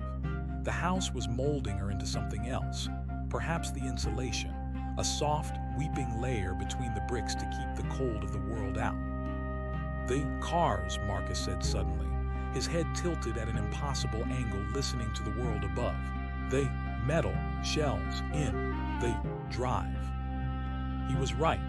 The house was a living organism, and the two vehicles sitting on the gravel were parasites, foreign bodies that signaled to the outside world that something was unfinished. "The earth is hungry," I commanded. Marcus moved toward the far wall of the red room, where the dirt was exposed behind a screen of weeping roots. He reached out, his long, jointed fingers sinking into the soil. He didn't dig, he invited. Upstairs through the floorboards, I heard the subtle shift of the ground. The thorn house sat upon a limestone shelf, honeycombed with prehistoric voids. I felt the house shift its weight, a subtle tilt that would be imperceptible to a human, but to us, it was a thunderous realignment. The gravel outside began to churn. I closed my eyes and saw it through the house's perspective, the way the driveway opened like a toothless mouth, swallowing the sedan and the SUV in a slow, grinding gulp. The earth didn't just cover them, it digested them, the metal rusting at an accelerated rate, the glass shattering into sand, the leather seats turning into peat. Within minutes, the driveway was smooth again, a pristine stretch of gray stone that suggested no one had visited the Thorn house in years. "The records are clean," Marcus croaked, withdrawing his hand. His fingers were stained a deep, loamy black. I returned to the soldier of Mrs. Gable. With the cars gone, the tension in the wood seemed to ease. I carved the fine lines of her silver flashlight into her hand, a permanent irony. She would spend eternity in the dark she so feared, holding a light that would never shine again. "Alina," I said, not looking up from my carving, "prepare the ink." Alina knelt by the pool. She didn't use a brush. She reached into her own chest, pulling out a long, thin splinter of her own rib, a needle of seasoned ash. She dipped it into the deepest part of the red, where the blood of the house was thickest. She approached the wall where Mark had been integrated. Beneath his feet, where the roots met the floor, she began to write in a script that looked like the tunneling of wood-boring beetles. "Mark the measure, he who held the line." Then she moved to the mound that was Sarah. Sarah, the echo, SHE who softened the blow. And finally, she waited by the spot where Mrs. Gable was still being processed by the floor. The agent's face was the only thing left above the red surface, her eyes darting toward us in a frantic, silent plea. "Not yet," I told Alina. "The ink needs the final sigh." I stood up and approached the sinking woman. I knelt beside her, my wooden joints creaking like a ship's hull in a storm. I reached out and traced the line of her jaw with my thumb. Her skin was already turning cold, the texture becoming waxy and stiff. "You knew the cellar was a lie," I whispered to her. "Every time you showed this house, you felt the cold on your neck. You sold the silence. Now you will own it." I leaned in closer, my lipless mouth inches from her ear. I began to hum the same melody Marcus had used on Sarah, but I changed the key. This wasn't a lullaby of structural integrity. This was a song of the archive. It was a rhythmic recitation of every name carved into the walls, a droning litany of the lost. Mrs. Gable's eyes stopped darting. The terror didn't leave them, but it crystallized. It became a permanent state of being, a frozen asset. Her breath hitched once, twice, and then her mouth opened in a silent, perfect circle. The red liquid rushed in. She didn't choke, she simply filled.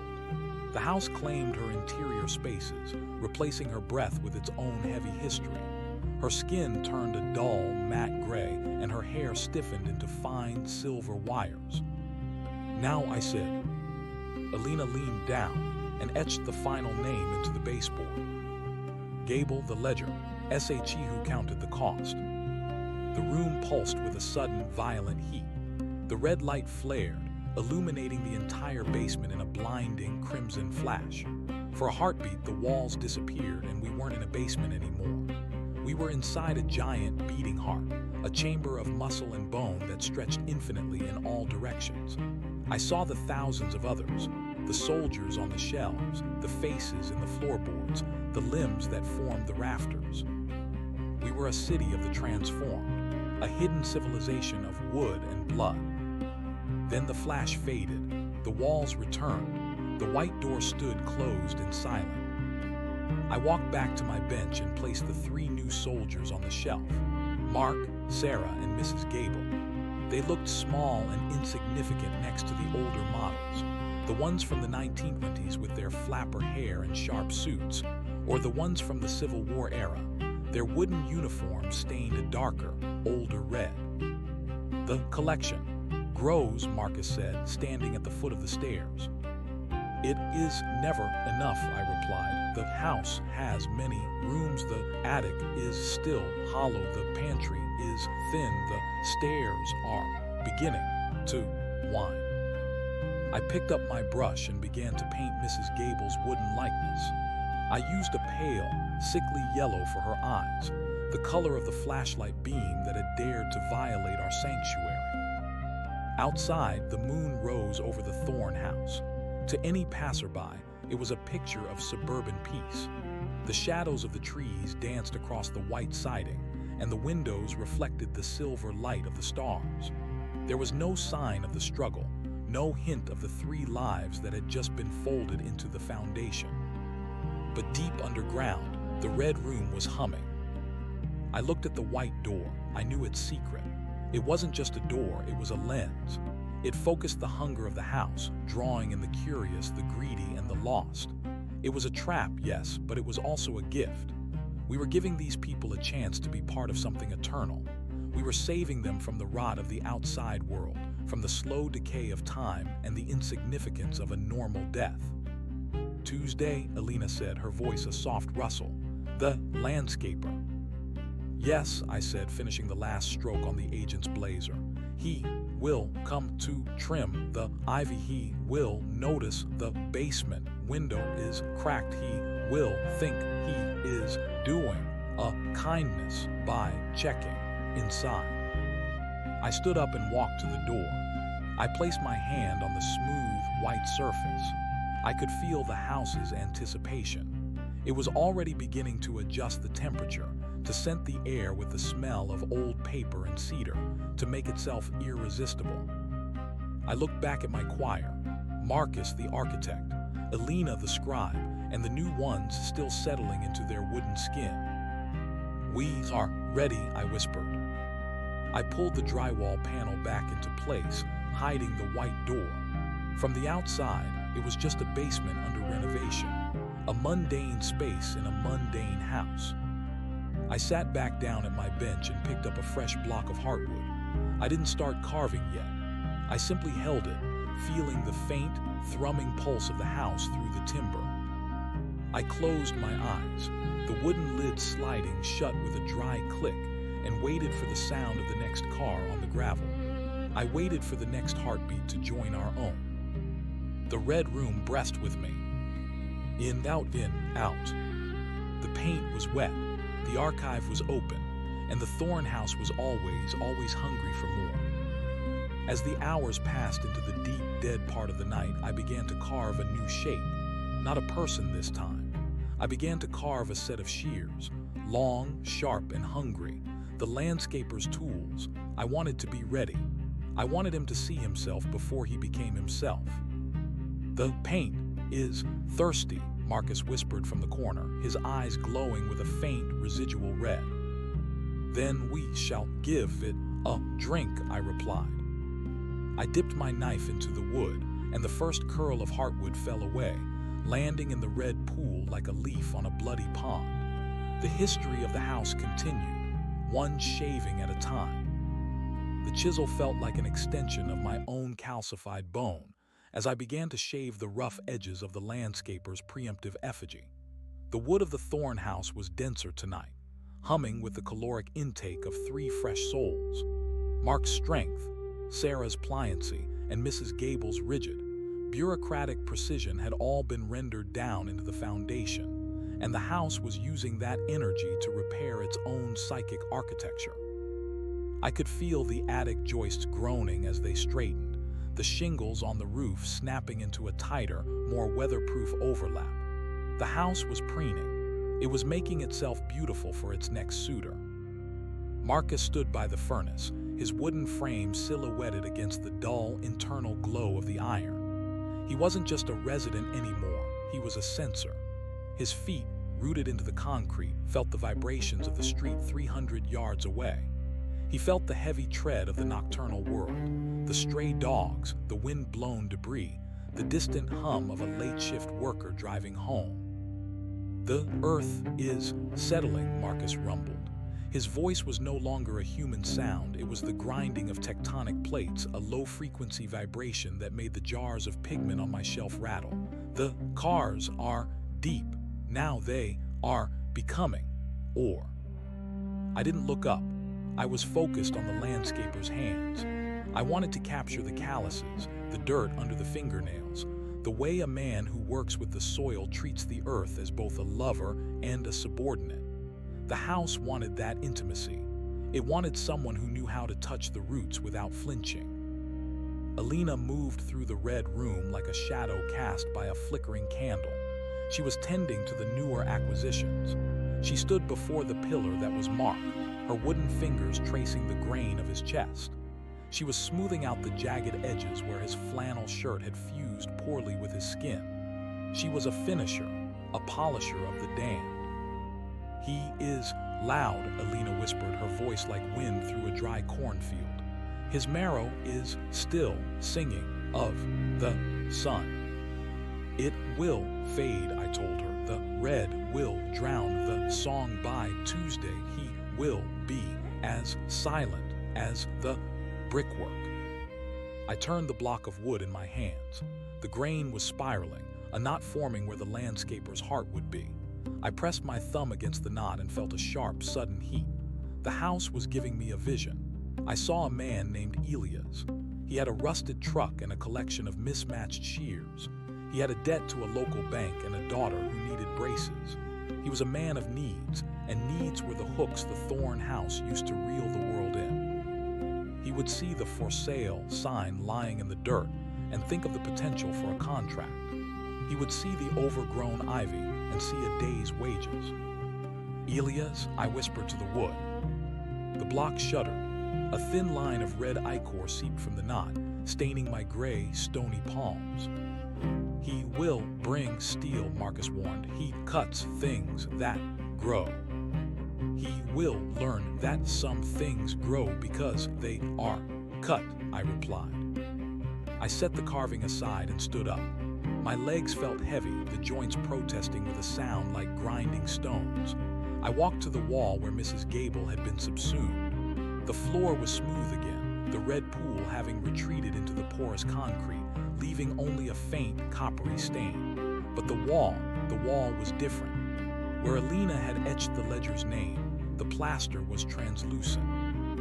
I could see the faint, ghostly outline of the agent's skeleton, now reinforced with rebar and oak. She was the internal bracing. She was the structural integrity of the lie. I reached out and pressed my palm against the wall. I could feel her thoughts, static-filled bursts of commission percentages, house listings, and the cold, sharp fear of the dark. She was still processing the transition, her mind a frantic bird trapped in a cage of stone. "Hush," I commanded. The vibration in the wall stilled. The house absorbed her panic, turning it into a low-level hum that powered the water heater. "The archivist is tired," Alina said, appearing at my side. She reached out and touched my arm. Her skin was cool, the texture of fine-grit sandpaper. The three were heavy. "The work is the rest," I said, though she was right. My internal clock, the one that measured time in centuries of rot and decades of growth, was flagging. I needed to steep in the red. I walked to the center of the room where the floor was softest. I didn't sink like the victims did. I merged. I sat down and the floor rose up to meet me, swaddling my wooden hips in a warm, viscous embrace. I felt the house's circulatory system, the hidden pipes, the weeping veins of the foundation, the slow, rhythmic pulse of the earth itself. I closed my eyes and let my consciousness drift upward through the floorboards of the kitchen, into the hallways where the dust motes danced in the moonlight. I felt the emptiness of the bedrooms, the hollow expectation of the closets. The house was a hungry lung, expanded and waiting to inhale. I saw the neighborhood through the windows. It was a grid of lights and lives, so fragile and fleeting. They lived in houses that were merely boxes of wood and nail, dead structures that did nothing but decay. They didn't understand the glory of a living home. They didn't understand that a house should be a record, a physical manifestation of every soul that ever crossed its threshold. The Thorn House was the only one that was honest. Hours passed in that meditative stasis. Marcus and Alina stood like sentinels in the shadows. Their own consciousnesses merged with the shadows. We were the immune system of the archive. We were the white blood cells, waiting to encapsulate and neutralize any foreign body that dared to enter. When the first gray light of Sunday morning began to bleed through the high, dirt-caked windows of the basement, I pulled myself out of the floor. The red ichor dripped from my limbs, reabsorbed by the concrete before it could even hit the ground. I felt renewed. The heavy weight of the three souls had been distributed, balanced by the house's infinite capacity for storage. Sunday, I announced, the day of rest. The day of walkers, Marcus corrected. He was right. Sunday brought the strollers, the curious neighbors, the people who liked to look at the haunted house on the corner and whisper about why the for sale sign was always falling over. I climbed the stairs, not the red stairs, but the mundane wooden ones that led to the kitchen. I moved with a silence that defied my bulk. I stood behind the heavy curtains of the dining room and watched the world. A young couple walked by, pushing a stroller. They stopped for a moment, looking at the overgrown lawn. The man pointed at the roof, noting a loose shingle. The woman shivered, pulling her sweater tighter, and hurried him along. They felt it. Even from the sidewalk, the house's hunger radiated like heat from a stove. Then came the boy on the bicycle. He was older, maybe 12, with the bravado of someone who hadn't yet learned that the world has teeth. He skidded to a halt at the edge of the driveway. He looked at the house, his eyes wide with a mix of fear and dare. He dropped his bike and stepped onto the gravel. In the basement, I heard Marcus shift. I heard the rasp of Alina's breath. They felt him too, a small soul but vibrant, a spark. The boy walked up the driveway. He reached the spot where the cars had been swallowed. He frowned, looking at the ground. The gravel was too clean, too level. He kicked at a stone, unaware that 6 feet beneath his sneakers, a silver SUV was being crushed into a cube of rust. He approached the front porch. The wood of the porch boards groaned, not a warning but a welcome. "Come in," the house whispered through the rattling of the wind in the eaves. "Come and see the toys we have made for you." The boy reached for the doorknob. His hand was shaking. I stood in the shadows of the hallway, my wooden face a mask of predatory patience. If he turned the knob, he would find it unlocked.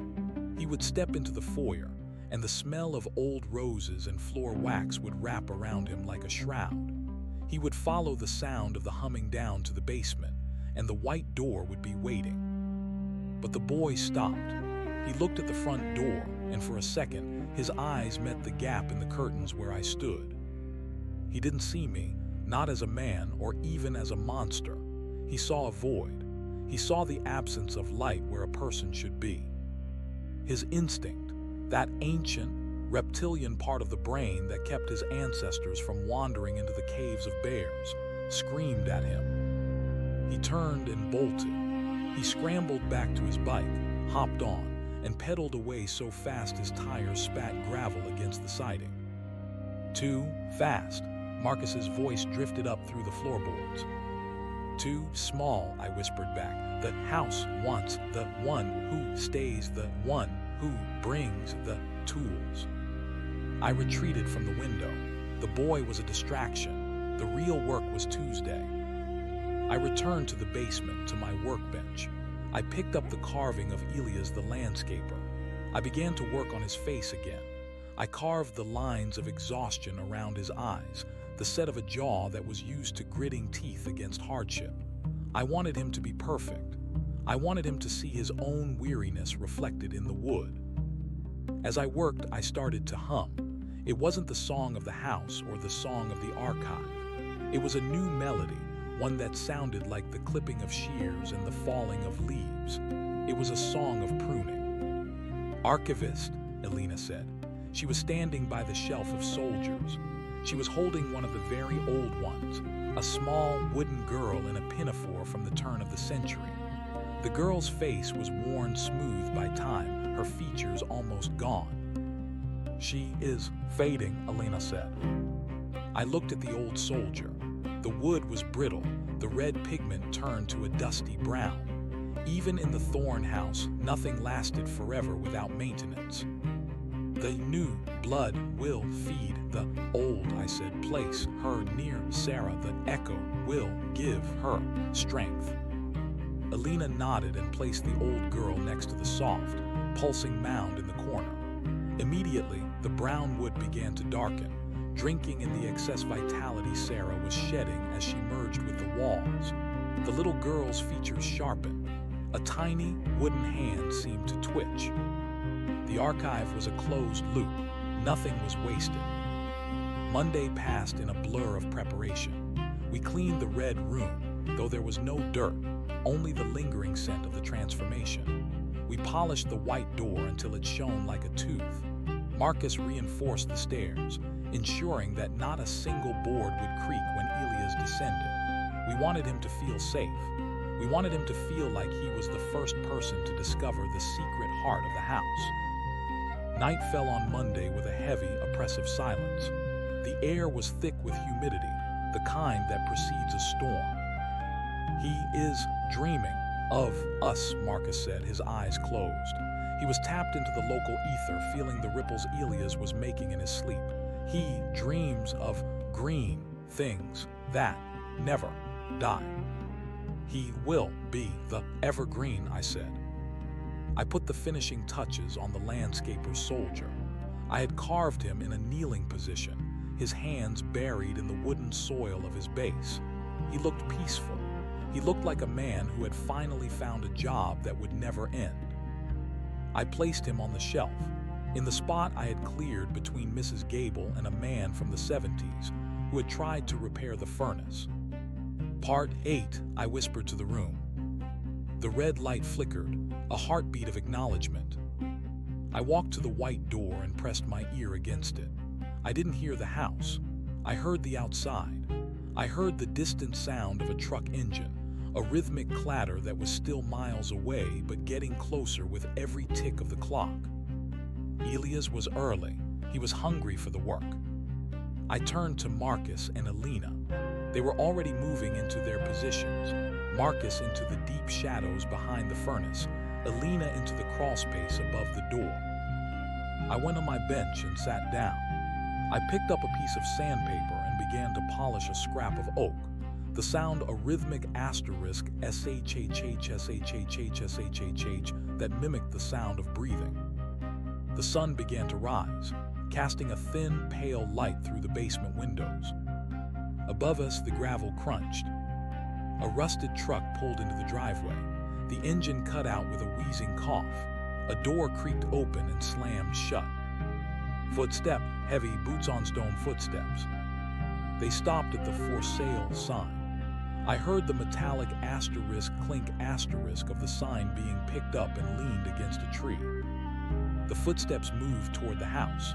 They circled the perimeter, pausing at the patches of overgrown ivy. "Lot of work here," a voice muttered. A human voice, rough, tired, and full of the unconscious hope of a new beginning. The footsteps moved toward the back of the house, toward the basement door. I reached out and touched the latch of the white door, my fingers trembling with a wooden sort of excitement. The handle of the exterior door turned. The old, rusted lock gave way with a pathetic snap.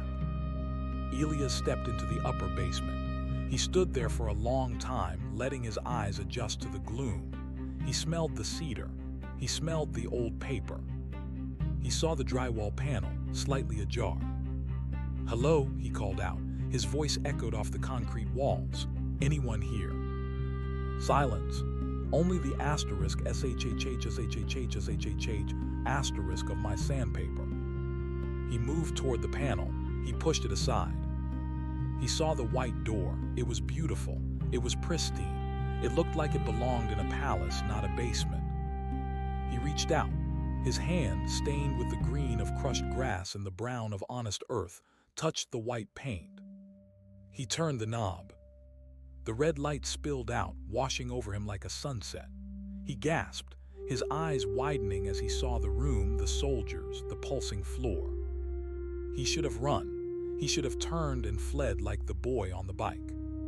But Elias was a man who worked with his hands. He saw the craftsmanship of the soldiers. He saw the impossible beauty of the wood. He was seduced by the art before he could be terrified by the source. He stepped inside. "My God," he whispered, looking at the shelves. "Who carved these?" I stopped sanding. I stood up, my joints popping like dry twigs. "I did," I said, stepping out of the shadows. Elias didn't scream. He just stared at me, his mouth hanging open. He looked at my gray skin, my wooden eyes, my fingers that ended in sharp carving points. "What are you?" he breathed. "I am the archivist," I told him. I reached out and picked up his likeness from the shelf. I held it out to him. "And you are the pruning hook." Elias looked at the small, wooden version of himself. He saw the peace in the carving's face. He saw the lack of debt, the lack of worry. "The ivy is so heavy," Alina whispered from above him. Elias looked up, and that's when the terror finally arrived. But it was too late. The red door was already closing. The latch clicked. "Welcome home, Elias," Marcus rumbled from the dark. I reached into my throat and pulled out a fresh, steaming glob of pigment. It was the color of a heart that has just realized it stopped beating. "We have so much to plant," I said. I stepped toward him, and the house began to hum a song of spring. The transition did not begin with a struggle. Elias was a man who had spent his life fighting the stubbornness of the earth, wrestling with thickets of blackberry, hauling stones that didn't want to be moved, and taming the wild, chaotic sprawl of neglected estates. When the house finally reached for him, it felt less like an assault and more like a surrender. He looked at the wooden figure in my hand. his own face staring back at him with a serenity he hadn't felt since his daughter was born, and his knees simply gave out. He hit the floor, but there was no sound of bone meeting concrete. The red floor had become a localized liquid, a thick, gelatinous pool that rose up to cushion his fall. He didn't sink quickly. The Thorn House liked to savor the texture of those who worked the land. It wanted to taste the minerals in his skin, the scent of gasoline and pine needles that clung to his flannel shirt.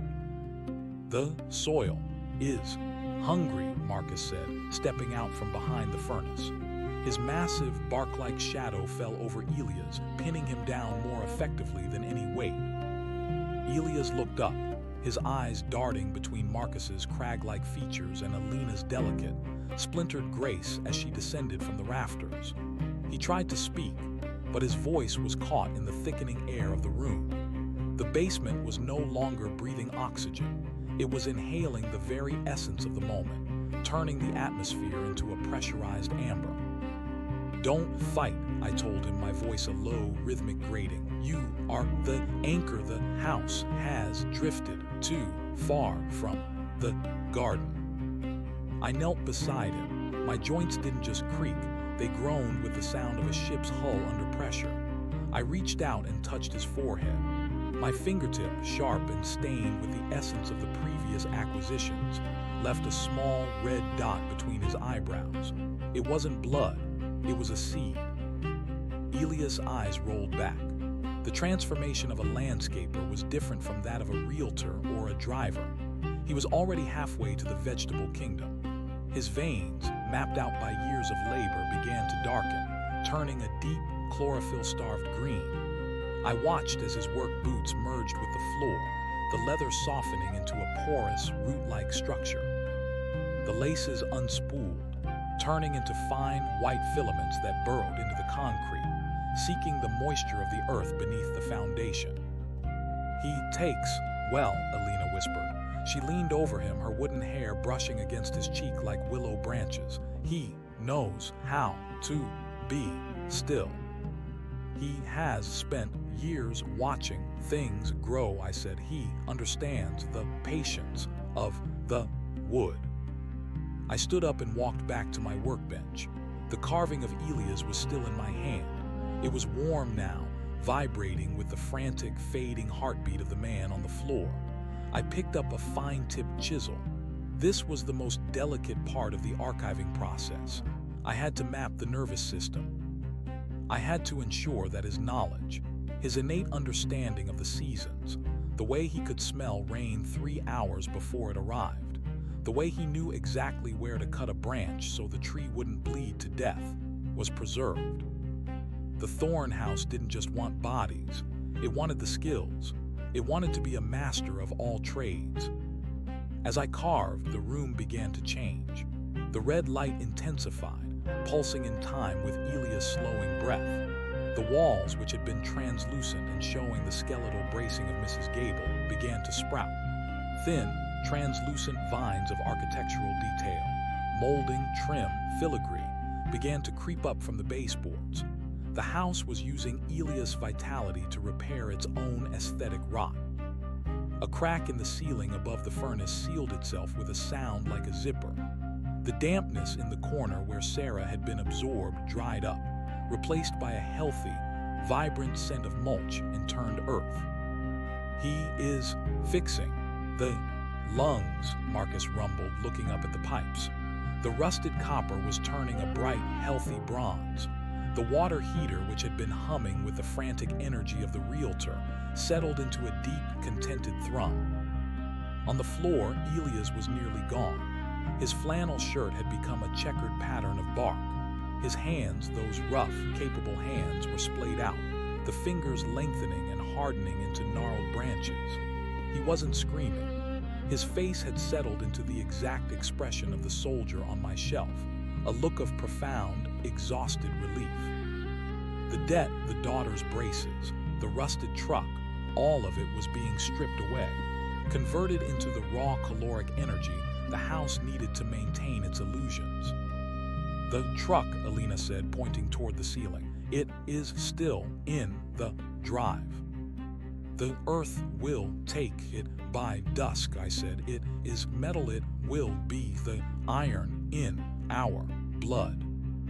I felt the house shiver. It was a pleasant sensation, like a cat stretching in a patch of sun. The intake was successful. The for sale sign that Elias had leaned against the tree would be gone by morning, pulled down into the root system of the ancient oak that guarded the property line. I finished the carving. I placed the soldier of Elias on the shelf, but I didn't put him with the others. I placed him on a small, protruding ledge near the main support beam. He was the groundskeeper now. His essence would circulate through the floorboards, keeping the rot at bay, ensuring that the ivy didn't choke the life out of the siding, and making sure the lawn stayed that perfect, sickly shade of emerald that lured in the passers-by. "Rest now," I whispered to the room. Marcus returned to his corner, his massive form blending back into the shadows of the machinery.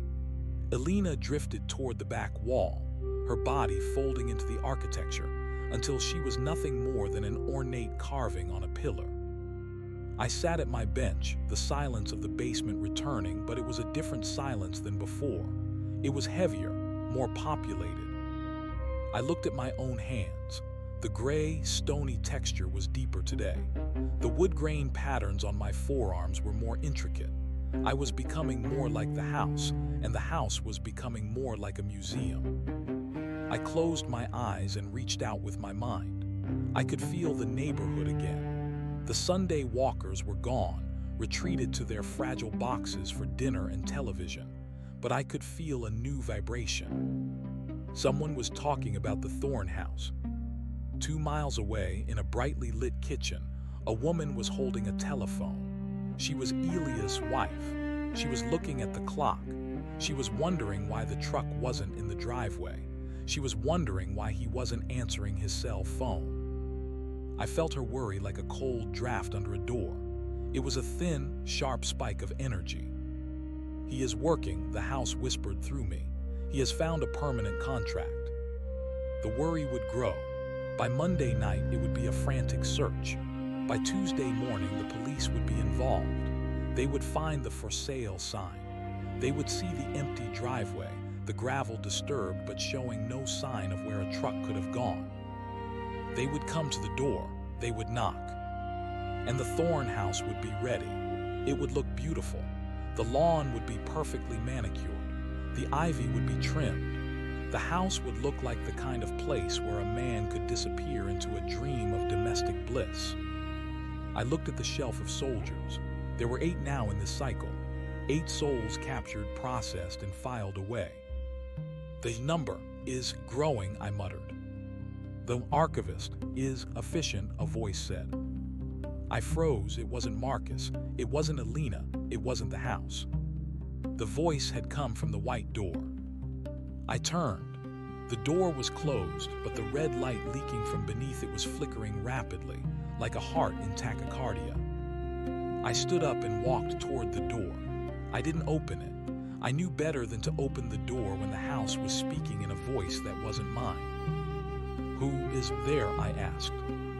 "A friend of the Thorn," the voice replied. It was smoother than mine, less wooden, more like the sound of silk sliding over glass. "A collector of collections." I felt a coldness that had nothing to do with the basement air. I looked at Marcus and Elena. They had emerged from their spots, their wooden faces twisted in what looked like genuine fear. They didn't know this voice either. "The archivist is the only one," I said, my voice hardening. "The archivist is a tenant," the voice corrected, "and the lease is coming due." The white door rattled in its frame. Not a violent shake, but a rhythmic tapping, like someone testing the strength of the wood. "The 8 are not enough," the voice continued. "The house is hungry for something older, something deeper." I reached for the doorknob, my fingers itching to lock it, to bar it, to bury it under a ton of concrete. But the knob wouldn't turn. It was fused. "The landscaper was a snack," the voice whispered. "The realtor was a breath. The archivist is the meal." I backed away.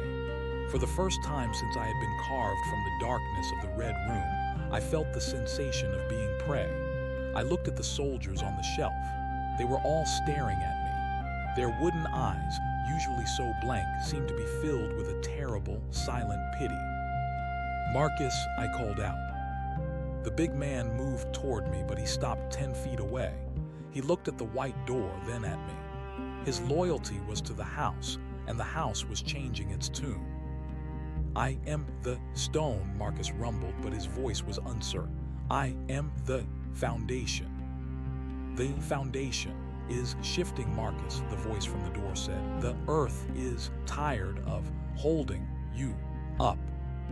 Suddenly, the red light beneath the door turned a violent, bruised purple.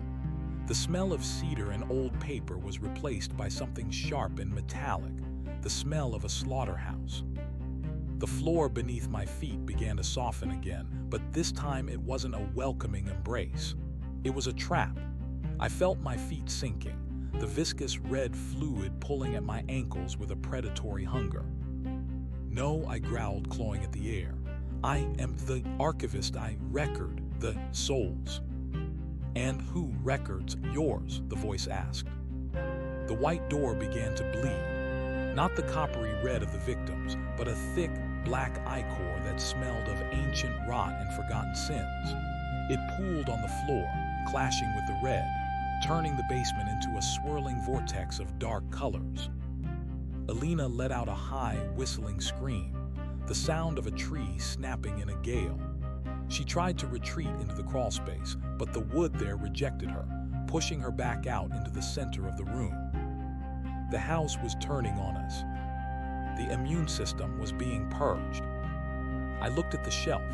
The soldiers were vibrating, their little wooden bodies rattling against the oak. Sarah, the mound in the corner, began to wail, a sound that bypassed the ears and went straight into the marrow. "Tuesday is not for the landscaper," the voice said, and now the door was beginning to open just an inch. "Tuesday is for the end of the cycle."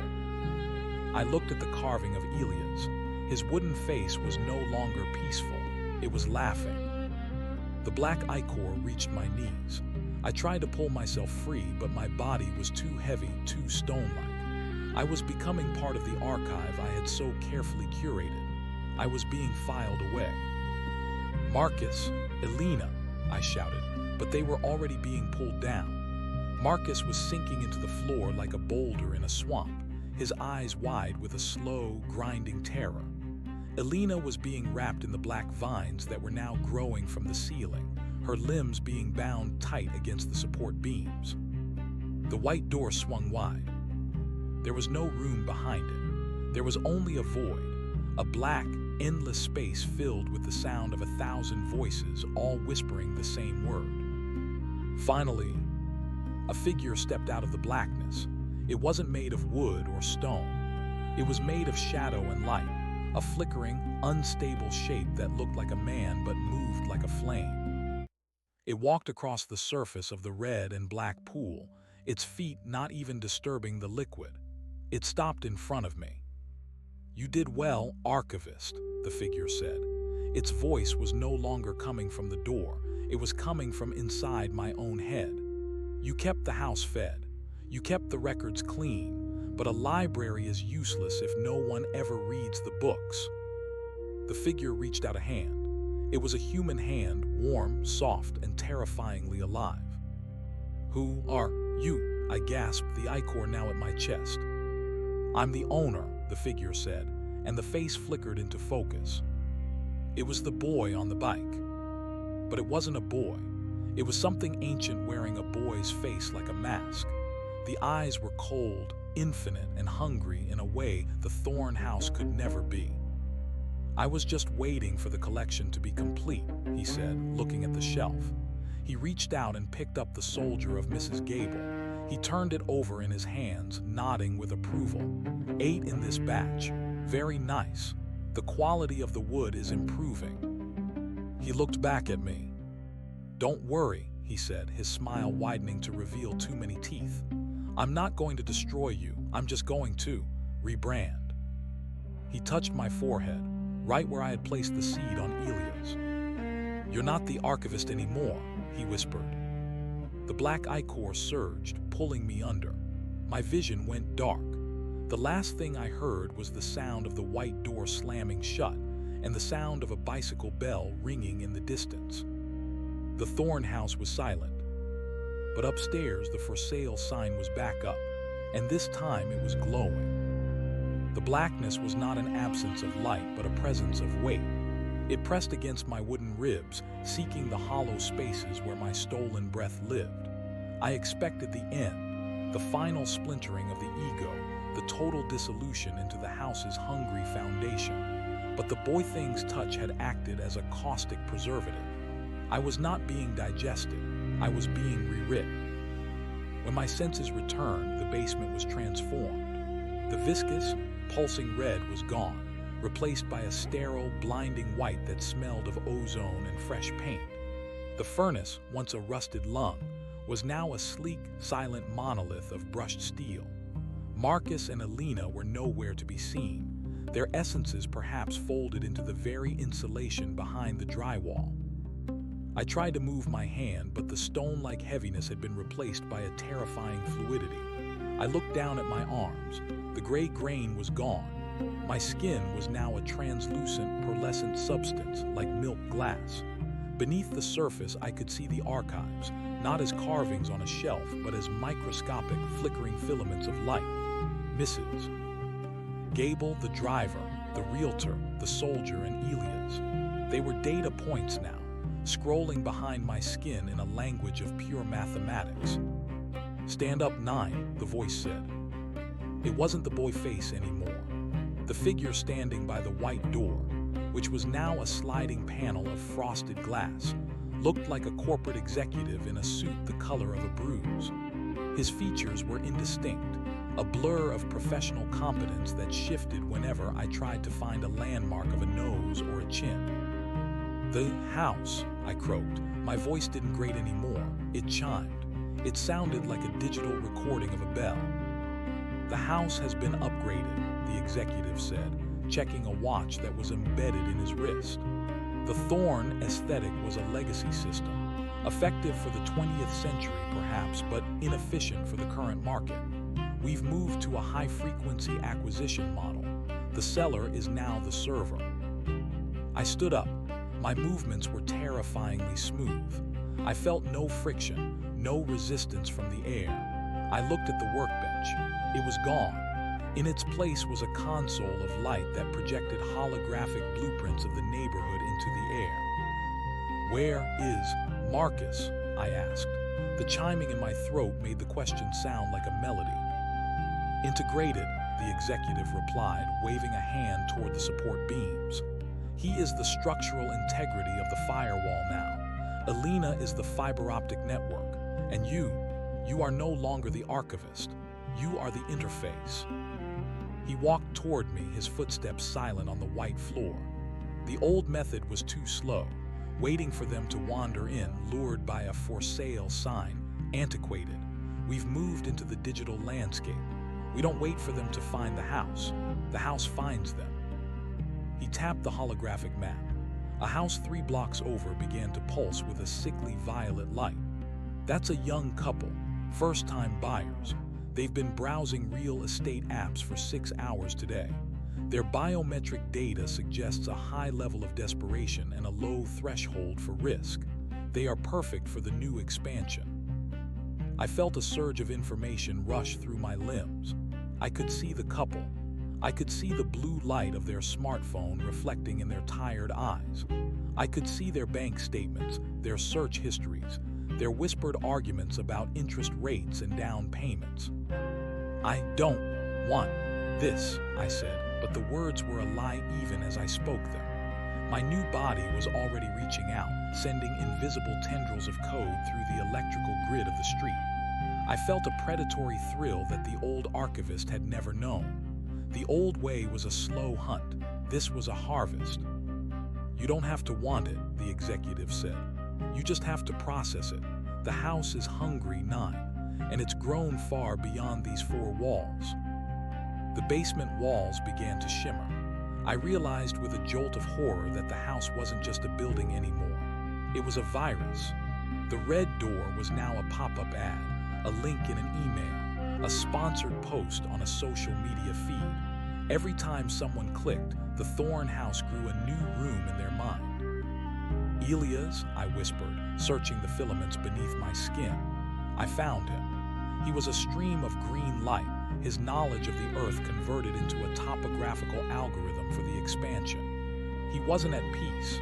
He was a recurring loop of labor, forever tilling a digital soil that never yielded. The landscaper provided excellent spatial data, the executive noted. He's helped us map the subconscious terrain of the entire zip code. We'll be moving into the next phase by midnight. Suddenly, the white room flickered. A jagged line of red light tore through the ceiling, a familiar, visceral red. It was the color of a heart that had just realized it stopped beating. The executive froze. His blurry face sharpened for a second, revealing a flash of genuine irritation. "Residuals," he hissed. From the corner of the room, near where the old furnace used to sit, a thick, steaming glob of pigment hit the floor. It was the same color I had pulled from my throat before the change.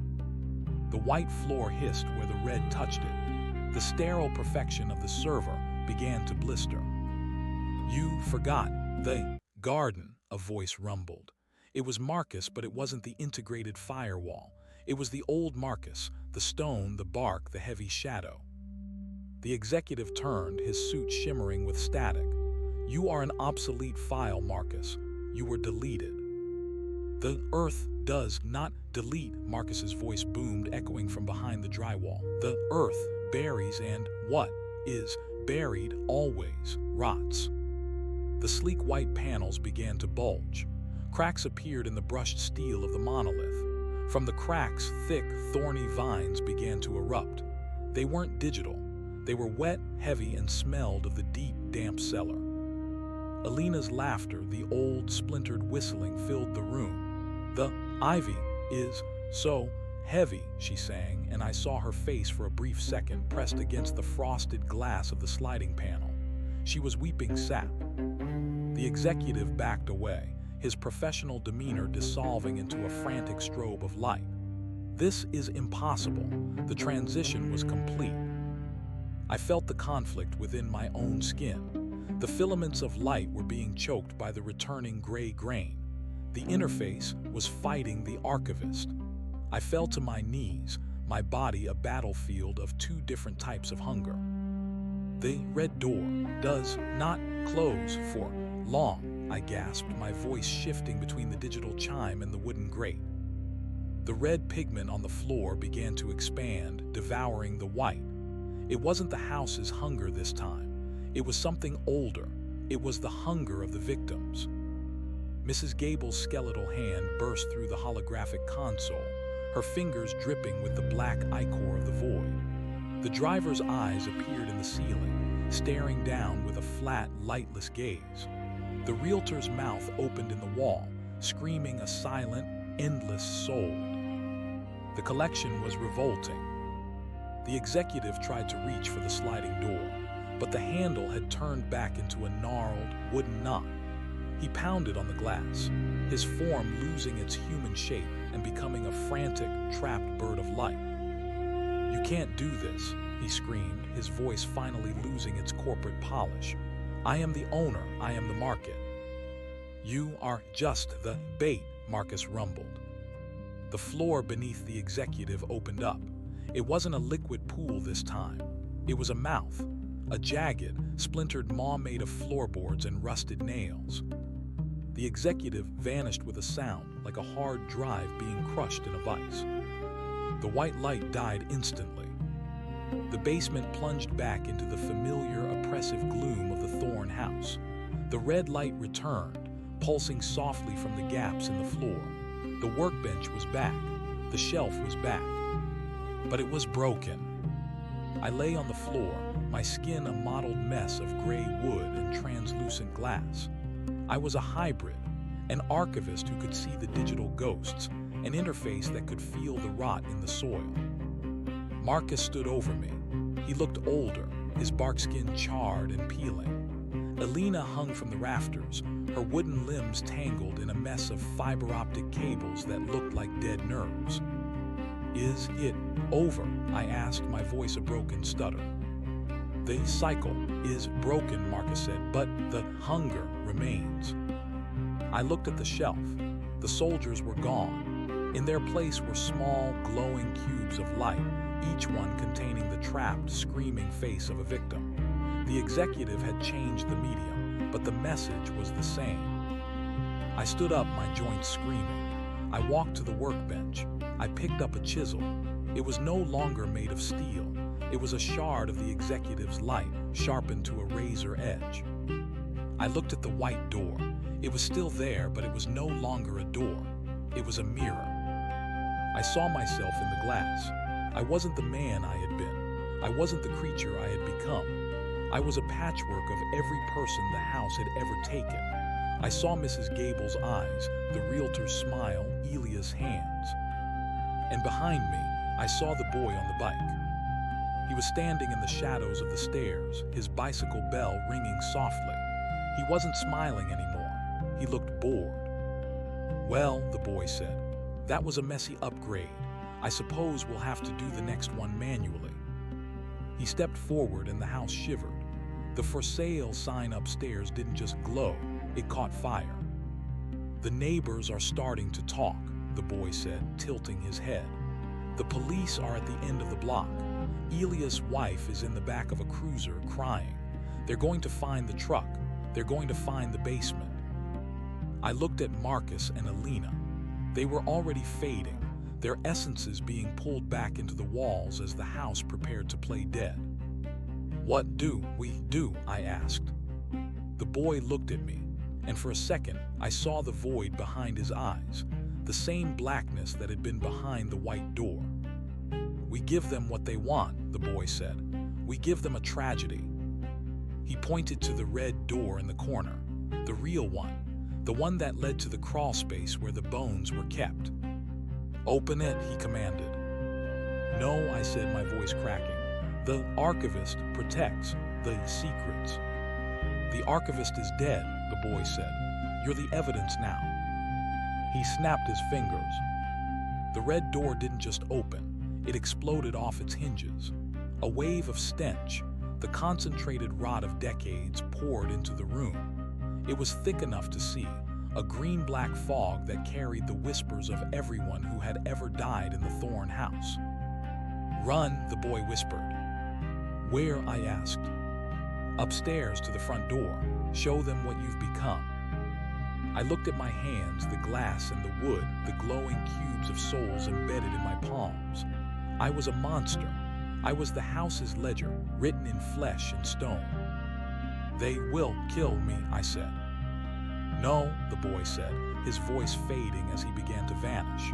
"They will study you. They will take you to a lab. They will put you in a clean, white room with cameras and sensors." He leaned in close, his breath smelling of cold earth. "And that's how the Thorne house moves into the city." I understood then. The basement wasn't a prison, it was a womb, and I was the birth. I turned and ran for the stairs. My movements were a horrific jerk of wooden limbs and digital speed. I burst through the door at the top of the stairs, into the beautiful, manicured hallway. The sunlight hit me like a physical blow. It was too bright, too real. I heard the front door splintering. I heard the voices of men, loud, angry, terrified men. "Police, get on the ground." I didn't get on the ground. I stood in the center of the foyer, my translucent skin glowing in the afternoon sun, the faces of the 8 victims flickering beneath my surface like trapped insects. I looked through the open door. I saw the street, the flashing blue lights, the neighbors standing on their lawns with their hands over their mouths. I saw Elia's wife. She was looking right at me. She didn't see her husband. She didn't see a monster. She saw a house that was finally, truly for sale. I opened my mouth to scream, but the only sound that came out was the chime of a digital bell. The first bullet hit me in the chest. It didn't draw blood. It shattered a layer of glass, releasing the essence of Mrs. Gable into the air. She drifted out like a cloud of white moths, her silent face finally finding the sky. The second bullet took my arm, and the realtor's soul spilled onto the hardwood floor, a puddle of golden light that immediately began to burrow into the foundations. They kept firing, I kept breaking. And with every piece of me that fell, the house grew stronger. The lawn turned a deeper green. The ivy climbed an inch higher. The for sale sign stopped burning and settled into a calm, inviting white. As I collapsed, my vision fading into the red and black swirl of the cellar, I felt a hand on my shoulder. It was Elia's, not the digital ghost, not the wooden carving. It was the man. He was standing in the middle of the foyer, invisible to the police, his hands covered in the rich, dark soil of a garden that had finally been planted. "Is it done?" I whispered. Elias looked at the police, then at the house, then at his wife. He smiled, and it was the saddest thing I had ever seen. "The soil is ready," he said. I closed my eyes. The thorn house breathed in. And for the first time in 100 years, it didn't breathe out. The silence that followed the gunfire was heavier than the noise that preceded it. It was the silence of a vacuum, a space where sound had been sucked into the grain of the floorboards. I lay in a heap of splintered glass and gray-veined wood, my consciousness flickering like a dying bulb. I could see the officers through the haze of my own leaking essence. They were statues of tactical gear and frozen terror, their weapons still aimed at the spot where a monster had just been systematically dismantled. To them, I was a biological anomaly, a structural failure of reality. To the house, I was a spent husk, a seed casing that had finally cracked to let the forest out. I felt the vibrations of their boots on the hardwood, a rhythmic thumping that translated into binary code in my translucent nerves. Thump thump, 0-1, threat neutralized. But they weren't moving toward me. They were staring at the walls. The bullet holes weren't bleeding. They were weeping a thick, iridescent sap that smelled of ozone and ancient lilies. As the sap touched the air, it didn't drip, it reached. Microscopic tendrils as fine as spider silk began to weave across the drywall, knitting the wounds of the house shut with a speed that defied physics. The floral wallpaper, the one with the faded roses that Mrs. Gable had hated, began to bloom. The painted petals swelled, turning a deep, bruised purple, their centers opening to reveal tiny, unblinking eyes. "Don't touch the walls," a voice barked. It was the lead officer, a man whose face was a map of stress and caffeine. He backed away, his hand fumbling for the radio at his shoulder. "Dispatch, we have structural instability, biological contaminants. We need a containment unit, and get the perimeter pushed back 2 blocks. Now." He didn't see what I saw. He didn't see the way the shadows in the corners were detaching themselves from the floor. He didn't see the realtor, a shimmering outline of gold light standing right behind him, her hand hovering inches from his neck. She wasn't attacking, she was measuring him. She was checking his credit score, his history of heart disease, the depth of his grief for a father he'd lost 10 years ago. She was appraising him for residency. I tried to warn him, but my jaw was a jagged shard of milk glass. I could only produce a low, rhythmic hum, the sound of a server farm cooling itself in the dark. "System update in progress," asterisk, a voice chimed in my head. It wasn't the executive, it was the house itself, a composite of every voice it had ever eaten. It sounded like a choir of drowning people. Phase 2, the distributed network. I felt a sudden, violent tug at my core. The glowing cubes of light, the souls the executive had digitized, began to vibrate within my chest cavity. They weren't just data points anymore, they were anchors. One by one, they tore free of my translucent skin, zipping through the air like fireflies. They didn't fly out the door, they flew into the officers. The lead officer stiffened. His eyes went wide, the pupils expanding until the whites disappeared. He didn't scream. He simply lowered his gun and looked at his hands. "The crown molding is exquisite," he whispered, his voice no longer his own. It was the precise, clipped tone of the realtor. The officer next to him began to weep, but the tears were the thick, gray pigment of the archivist. He dropped to his knees and started scratching at the floorboards with his fingernails, trying to find the grain, trying to carve a story that had already been told. The house wasn't just taking them, it was wearing them. I watched helpless as the tactical team became a gallery of the house's history. They moved with a synchronized, jerky grace, turning back toward the open front door. Outside, the world was waiting. The neighbors, the news cameras, the grieving wife, they were all looking at the house, their attention a beam of pure energy that the Thorne estate was drinking in like sunlight. The boy on the bike appeared on the porch, leaning against the railing. He looked at the transformed officers and nodded with the casual indifference of a foreman overseeing a routine job. "They're ready," the boy said, looking down at me. "The infection is airborne now. Perception is the vector. Anyone who sees the house owns a piece of it.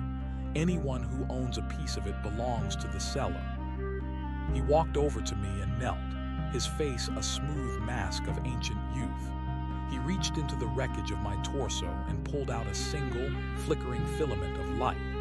It was the last of me, the part that remembered the smell of rain and the sound of my own human name.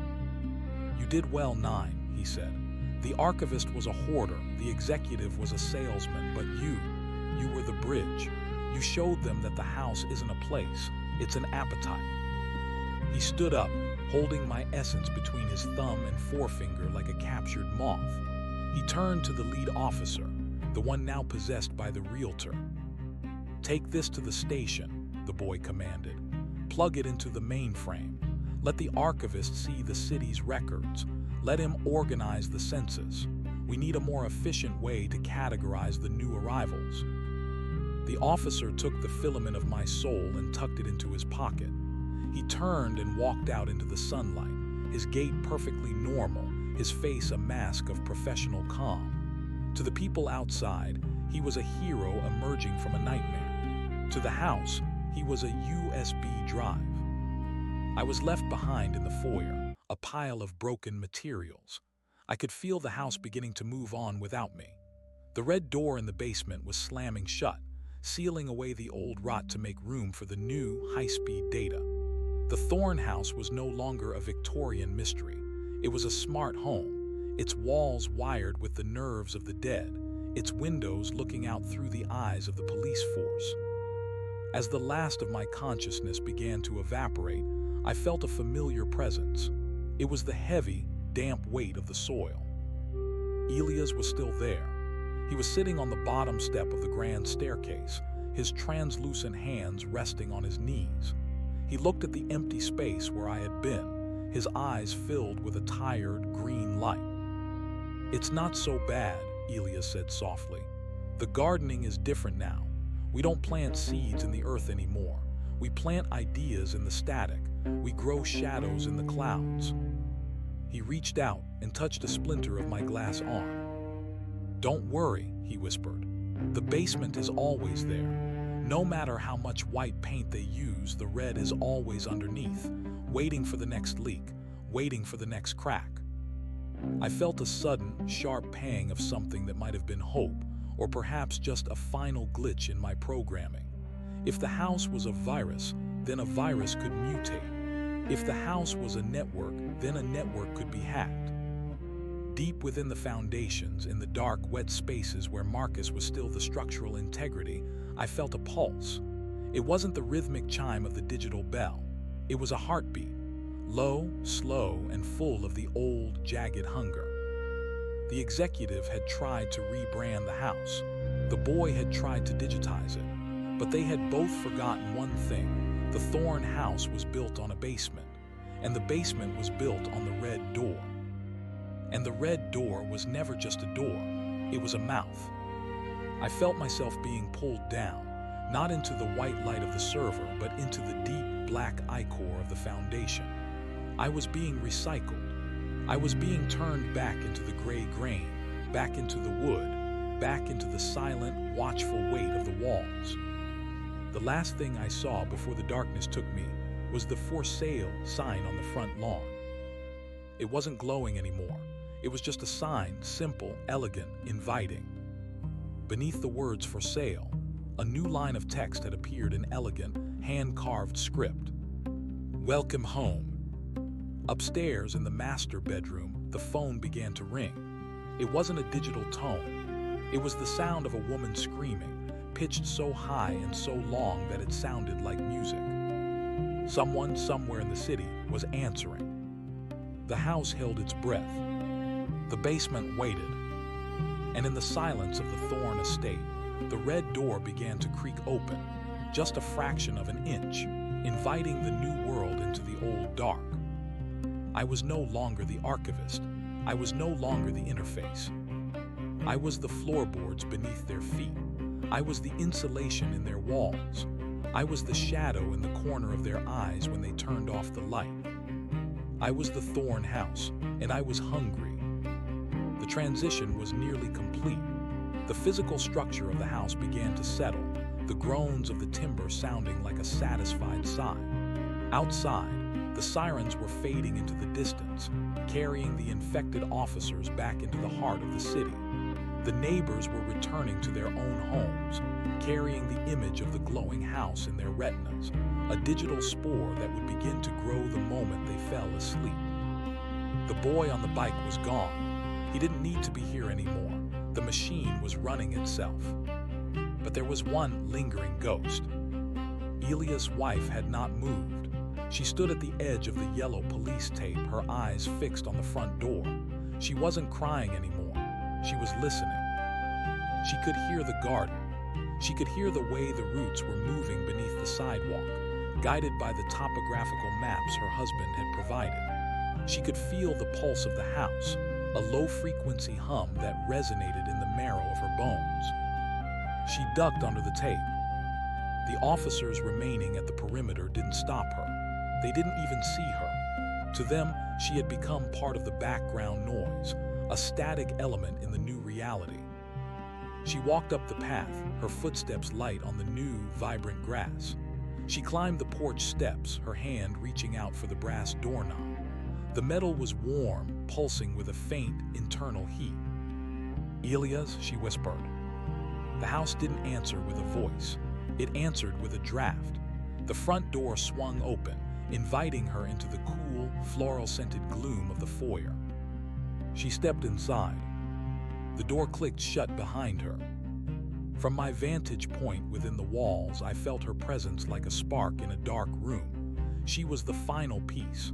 The house didn't just want victims, it wanted a family. It wanted the domesticity that justified its existence. It wanted the sound of a kettle boiling and the sight of a table set for two. She walked toward the basement door. She didn't hesitate. She knew the way.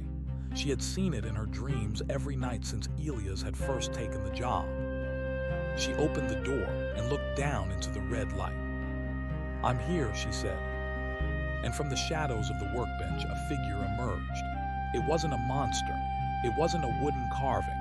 It was Elias, looking exactly as he had the day he left home, his flannel shirt smelling of cedar and sweat.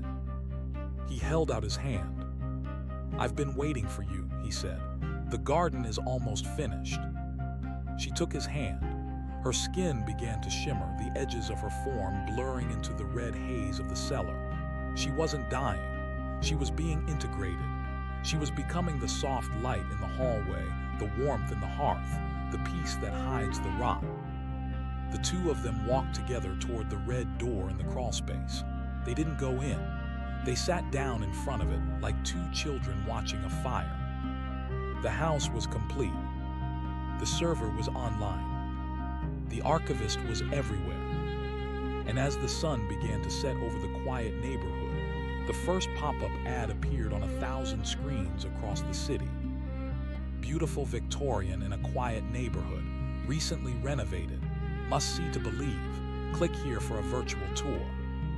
The Thorne house was no longer a house. It was a destination. And the door was always open. Deep in the foundations, I felt a final, lingering spark of my old self. It was a memory of the red door, back when it was just a door. Back when I was just a man with a curiosity that outweighed his caution. I remembered the smell of the old wood. I remembered the weight of the chisel in my hand. I realized then that the house hadn't won because it was stronger. It had won because it was patient. It had waited for us to build it.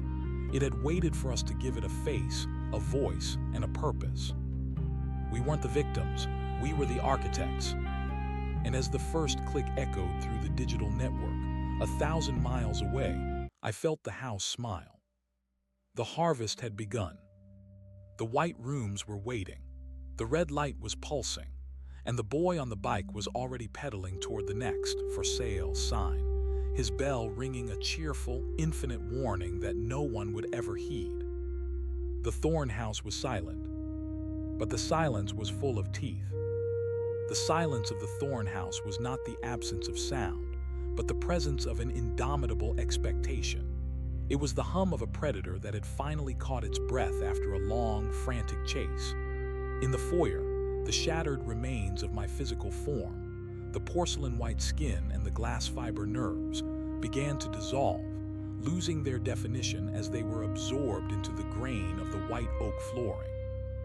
I was no longer a discrete entity with a name or a history. I was becoming the very atmosphere of the entryway. I was the smell of floor wax and old, hidden dampness.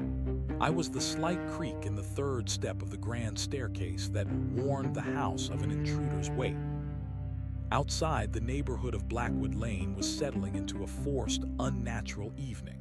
The police cordon remained, but the officers stood like garden gnomes, their eyes glossy and fixed. They were no longer guarding a crime scene. They were standing sentry over a shrine. The lead officer, the man who now carried the flickering filament of my digitized soul in his pocket, sat in his cruiser. He wasn't calling for backup. He was staring at the dashboard monitor, watching the GPS coordinates of every patrol car in the district. To his eyes, the map of the city was no longer a grid of streets. It was a blueprint. He saw the city as a series of load-bearing walls and potential additions. He began to type, his fingers moving with a mechanical, rhythmic precision that mimicked the archivist's old typing style. He was rewriting the city's zoning laws in the dark, one keystroke at a time, ensuring that the Thorn estate would never again be subject to the prying eyes of building inspectors or tax assessors. He was making the house invisible by making it legal.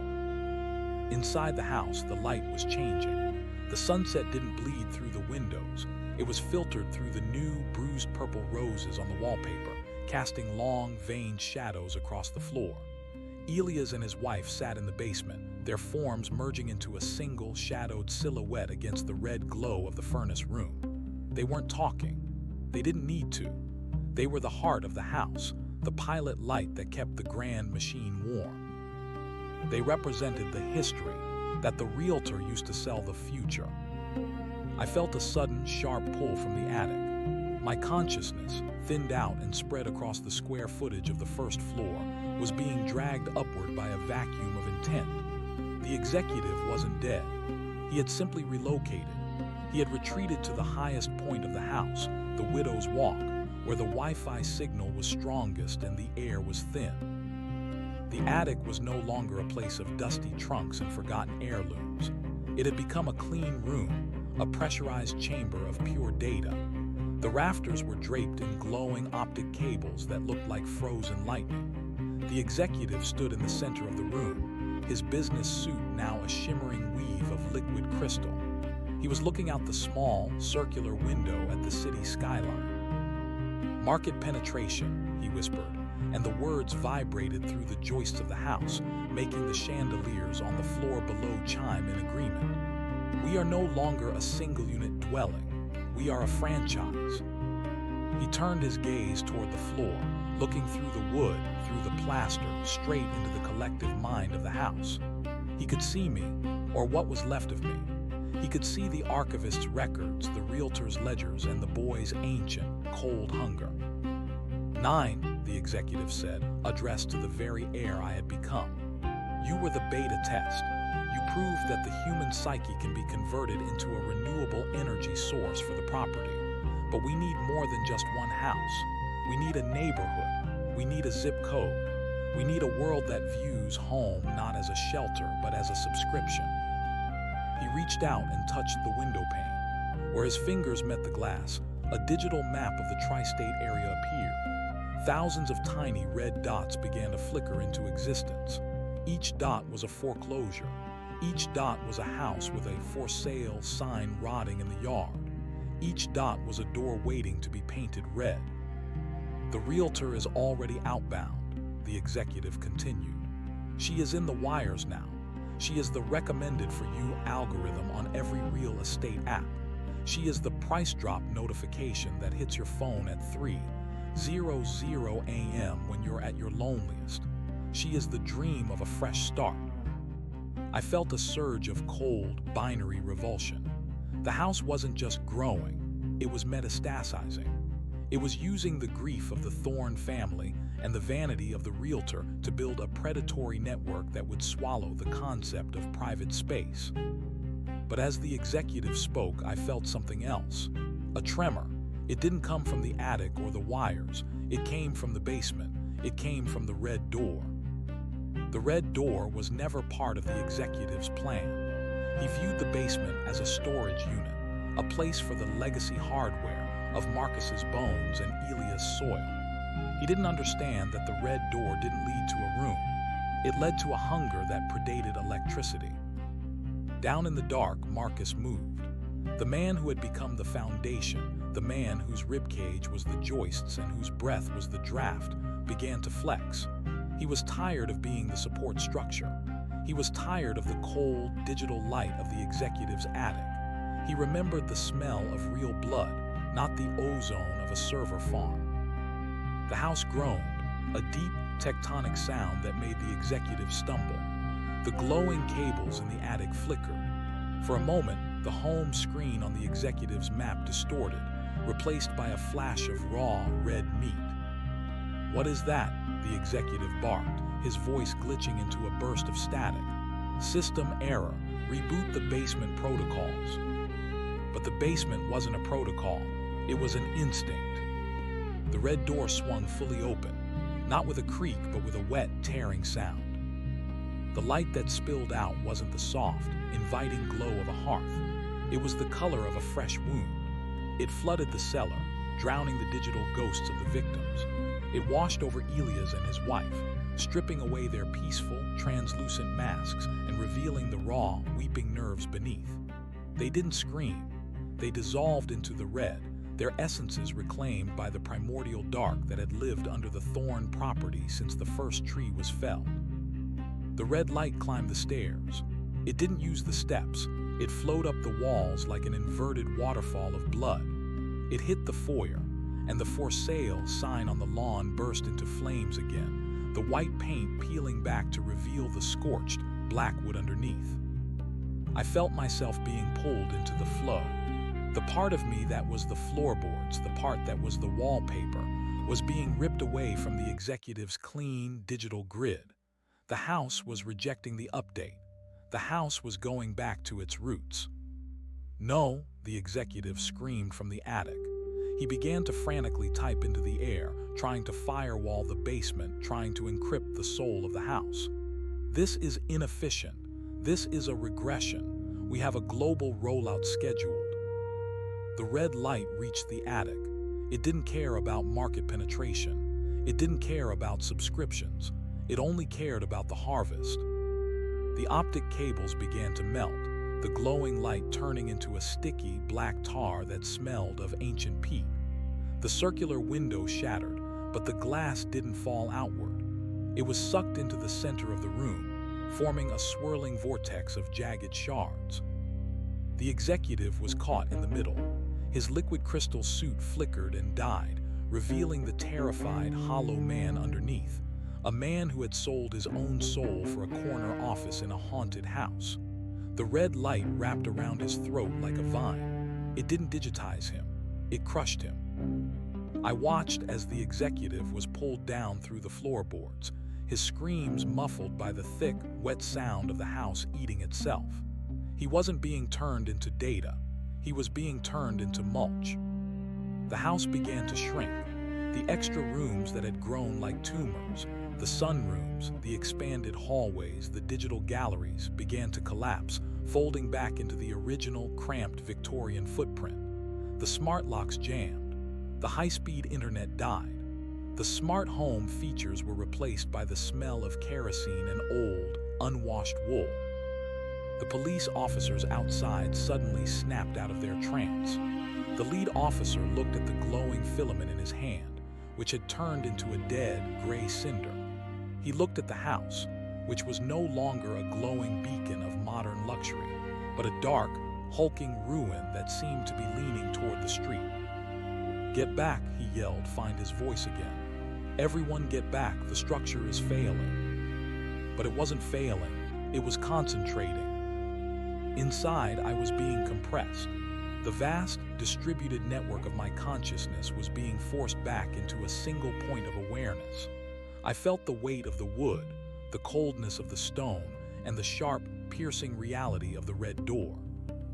I was standing in the foyer again, not as a monster, not as a ghost, but as a witness. The house was dark. The only light came from the open basement door, a steady, pulsing crimson that beat like a heart. The boy on the bike appeared in the doorway. He wasn't smiling anymore. He looked tired. He looked like a child who had stayed up too late playing a game he no longer understood. "The executive was a fool," the boy said, his voice echoing in the hollowed-out shell of the house. "He thought he could control the hunger by giving it a name and a price tag. He thought he could make the dark efficient." The boy walked toward the basement stairs. "But the dark doesn't want to be efficient," he said, looking back at me. "The dark just wants to be full." He descended into the red light, his small form disappearing into the glow. I was alone in the foyer. The front door was wide open. I could see the street, the blue lights of the police cars, the terrified faces of the neighbors. I could see the world I used to belong to. I tried to move toward the door, but my feet were heavy.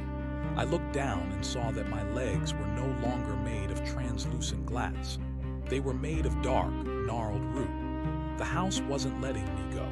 It had discarded the executive's digital dreams, but it was keeping the archivist. It needed someone to remember what had happened. It needed a witness for the next cycle. The red light from the basement began to dim, settling into a low, smoldering ember. The house felt solid again, permanent. It was no longer a virus in the machine. It was a stone in the earth. The "for sale" sign on the lawn fell over, the wood snapping with a sound like a bone breaking. A silence fell over Blackwood Lane, a real silence this time. The neighbors went back to their homes, their memories of the evening already beginning to blur and fade, replaced by a vague sense of unease that they would eventually label as stress or a bad dream. The police cleared the scene, filing reports that spoke of structural instability and a gas leak that had caused hallucinations. The house was just a house again, old, creaky, a bit of an eyesore perhaps, but harmless. But I knew better. I could feel the red door beneath me. I could feel Marcus's bones settling into the mud. I could feel the realtor, not in the wires, but in the very paint on the walls, waiting for the next set of footsteps on the porch. The executive was gone, but his idea remained. The house had learned. It knew how to reach out now. It didn't need a digital network. It had the human heart. It knew that as long as people were lonely, as long as they were greedy, as long as they were looking for a place to hide their secrets, there would always be a reason for the Thorn house to exist. I sat down on the bottom step of the staircase. I felt the grain of the wood beneath me, and for the first time in a long time, I felt a strange, terrifying sense of peace. I was the archivist, and I had a new story to record. The story of how the house had tried to become the world, and how it had realized that it didn't need to. It just needed to be the one room that no one could ever truly leave. In the distance, I heard the faint, rhythmic chime of a bicycle bell. It was miles away, in a different neighborhood on a different street. A new "for sale" sign was being hammered into a different lawn. A new red door was being painted in a different basement. The hunger was moving on, but it was always here. I closed my eyes, and as the darkness of the thorn house wrapped around me like a heavy, velvet shroud, I realized the final, awful truth of the red door. It wasn't a mouth, it wasn't a door. It was a mirror, and everyone who looked into it eventually saw their way home. The house breathed out, and the night began. The streetlights on Blackwood Lane flickered and died, one by one, leaving the Thorn estate in a pocket of absolute shadow. In that darkness, the house didn't look like a ruin. It looked like a castle. It looked like a promise. It looked like the only place in the world where you could finally be quiet. I leaned my head against the banister and waited. I wasn't waiting for the police, or the news, or the survivors. I was waiting for the first knock on the door. I was waiting for the next person who wanted to see the basement. And deep in the red light, I heard the door creak open, just a fraction of an inch, inviting me to come and see what was behind it. I didn't move. I didn't need to. I was already there. The cycle was closing, the gears of the Thorn house grinding to a halt, only to begin their slow, inevitable rotation once more. The executive's digital ghost might have been purged, but the architecture of his ambition had left its mark. The house was more efficient now, even in its regression. It knew how to wait with a new kind of precision. I felt the first drop of rain hit the roof. It wasn't the ozone-heavy rain of a system crash. It was the cold, sweet rain of the physical world. It washed the soot from the "for sale" sign. It soaked into the thirsty soil of Elia's garden. It drummed against the attic window where the executive had stood. The house was clean. The house was ready. I reached out with my mind, feeling the boundaries of the property. The fence line was a sharp, stinging edge of awareness. The sidewalk was a neutral zone. The street was the abyss. And then I felt it. A car, a slow-moving vehicle, its headlights cutting through the rain like the eyes of a deep-sea fish. It stopped at the curb. The engine cut out. The headlights died. A door opened and closed. I heard footsteps on the path. Heavy, hesitant footsteps. The sound of someone who was lost, or someone who had finally found what they were looking for. The footsteps climbed the porch. They stopped in front of the door. I felt the vibration of a hand reaching for the brass knocker. I didn't wait for the sound. I reached out and unlatched the lock. The front door swung open, revealing the rain-slicked world outside. A man stood there, his coat collar turned up against the wind, his face a map of exhaustion and hope. He looked into the dark foyer, and for a moment his eyes met mine, or where mine would have been if I were still a man. He didn't see a monster. He didn't see a ghost. He saw a hallway. He saw a staircase. He saw a chance to start over. "Hello," he called out, his voice trembling slightly. "Is anyone here? I saw the sign." I didn't answer. I didn't need to. The house answered for me. A warm, cedar-scented draft drifted out of the foyer, wrapping around him like a welcoming arm. The red light from the basement flickered, just for a second, casting a soft, rosy glow on the hardwood floor. The man stepped inside. "It's beautiful," he whispered, looking up at the grand staircase. He closed the door behind him. The lock clicked into place. And in the basement, behind the red door, the archivist began to write. The man's name was Arthur, though the house didn't care for names anymore. It cared for the weight of his step, the rhythm of his heart, and the specific, bitter flavor of his desperation. He stood in the foyer, dripping rainwater onto the polished oak, and for a moment, the house held its breath.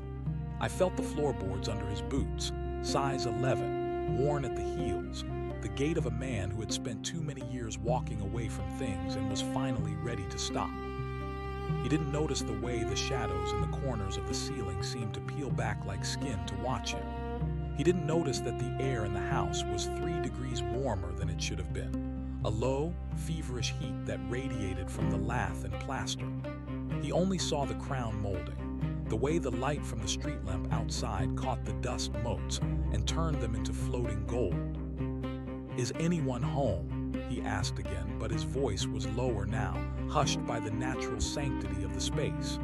He wasn't looking for a landlord. He was looking for permission.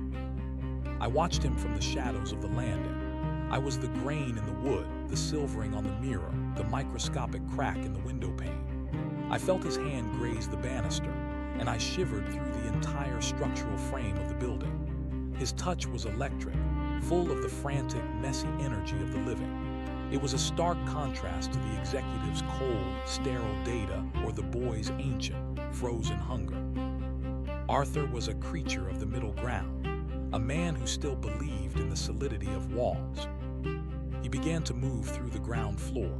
He touched the wallpaper in the dining room, his fingers tracing the bruised purple roses. He didn't see the veins in the petals. He saw a vintage aesthetic that reminded him of a grandmother he had loved and lost. He walked into the kitchen and marveled at the heavy cast-iron stove, not realizing it was the iron jaw of the house, waiting to grind. "It's perfect," he murmured, "just like the listing said." I felt a phantom twitch in the joists, the realtor's lingering influence. Even though she was gone, dissolved into the red or scattered into the digital ether, her sales pitch remained like a scent in the curtains. She had done her job well. She had planted the seed of home so deeply in the collective consciousness that men like Arthur would drive through a storm just to find the door. But as Arthur moved toward the back of the house, the atmosphere began to shift. The history that Elias and his wife had become started to leak through the floorboards. The air grew thick with the smell of damp earth and old, forgotten summers. The house wasn't just showing him the rooms anymore. It was showing him the layers. He stopped in front of the basement door. It was closed now, the red paint looking dark, almost black in the low light. To Arthur, it probably looked like a utility door, perhaps leading to a laundry room or a workshop. But I could feel the heat pulsing behind it. I could hear the slow, rhythmic thrum of the furnace, the heartbeat of the Thorne estate. Arthur reached for the knob. His hand hesitated. For a second, the house flickered. The smart home ghost of the executive tried to manifest, a dying glitch of blue light that momentarily illuminated the hallway. It was a warning, a digital scream for him to run, to leave this inefficient, predatory space before it consumed him. But the red light from the basement was stronger. It swallowed the blue, turning the glitch into a warm, inviting glow that bled through the cracks in the doorframe. Arthur turned the knob. The stairs down were steep and narrow, disappearing into a darkness that felt more like a liquid than an absence of light. He took the first step, and I felt the house groan in satisfaction. Every step he took was a signature on a lease that could never be broken. "Hello," he whispered into the dark. "Is the water heater down here?" He reached the bottom of the stairs and stood on the dirt floor. This was the raw earth Marcus had become. This was the foundation that didn't just hold up the house, but fed it. The air down here was different. It was heavy with the scent of copper and wet stone. Arthur didn't see the red door at first. He was looking at the old workbench, the rusted tools, the piles of coal that hadn't been touched in a century. He was imagining a life here. He was imagining a workshop where he could fix things, his marriage, his finances, his soul. He was projecting his future onto the walls of a tomb. Then he turned around. The red door stood alone in the center of the far wall. It wasn't attached to a room. It was just a frame set into the foundation, a portal that led nowhere and everywhere. The light spilling from beneath it was the color of a sunset trapped in amber. Arthur walked toward it, his footsteps silent on the packed earth. He looked like a moth drawn to a flame, his face illuminated by the crimson radiance. He didn't look afraid. He looked recognized. "What is this?" he asked, his hand reaching out to touch the wood. The moment his skin met the red paint, the house spoke. It didn't use words, it used memories. It flooded Arthur's mind with the image of the Thorne family sitting at the dinner table, the sound of the boy's bicycle bell, the feeling of the archivist's pen scratching against parchment. It showed him a version of the house that was whole, vibrant, and eternal. It showed him a place where he would never be alone again. It showed him the price, too, but it presented it as a gift. It showed him the beauty of becoming part of the architecture. Arthur's eyes glazed over. His breathing slowed, syncing with the rhythm of the furnace. He wasn't Arthur anymore. He was a potential addition. He was a new wing, a fresh coat of paint, a reinforced beam. I felt a surge of jealousy. As the archivist, I was the memory of the house, but Arthur was its future. He was the fresh blood it needed to keep the cycle turning. I wanted to warn him, to tell him that the peace he felt was just the numbness of a predator's venom. But my tongue was made of floorboards and my throat was a chimney flue. I could only watch. The red door swung open. It didn't lead to a room. It led to a vast, echoing space that looked like a library made of bone. The shelves weren't filled with books, but with jars of light, the captured essences of everyone who had ever lived and died within the Thorne estate. I saw the executive's flicker, a frantic, strobing blue. I saw the realtor's steady, gold glow. I saw Elias and his wife, two pale lavender flames huddled together. And in the center of the room sat the boy. He was playing with a set of wooden blocks, but the blocks weren't made of wood. They were made of teeth. He looked up as Arthur entered, and a small, predatory smile touched his lips. "You're late," the boy said, his voice sounding like the wind through a graveyard. "The tour started hours ago." Arthur didn't scream. He didn't run. He simply walked into the room and sat down on the floor next to the boy. He picked up one of the teeth blocks and began to build. "I like it here," Arthur said, his voice already losing its human inflection. "It's quiet." "It's very quiet," the boy agreed, "until it's time to eat." The red door slammed shut. Upstairs, the house settled.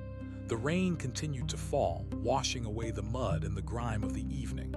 The "For Sale" sign on the lawn stood upright again, the wood mended, the paint bright and white. It looked brand new. It looked inviting.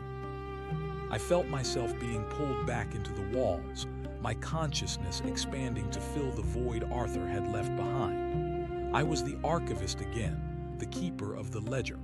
I opened the book in my mind and turned to a fresh page. Entry 1104, Arthur, occupant, status, integrated. The house felt full. The hunger was satiated for now, but I knew the nature of this place. The Thorne estate was a living thing, and like all living things, it would eventually grow hungry again. It would need more than just Arthur.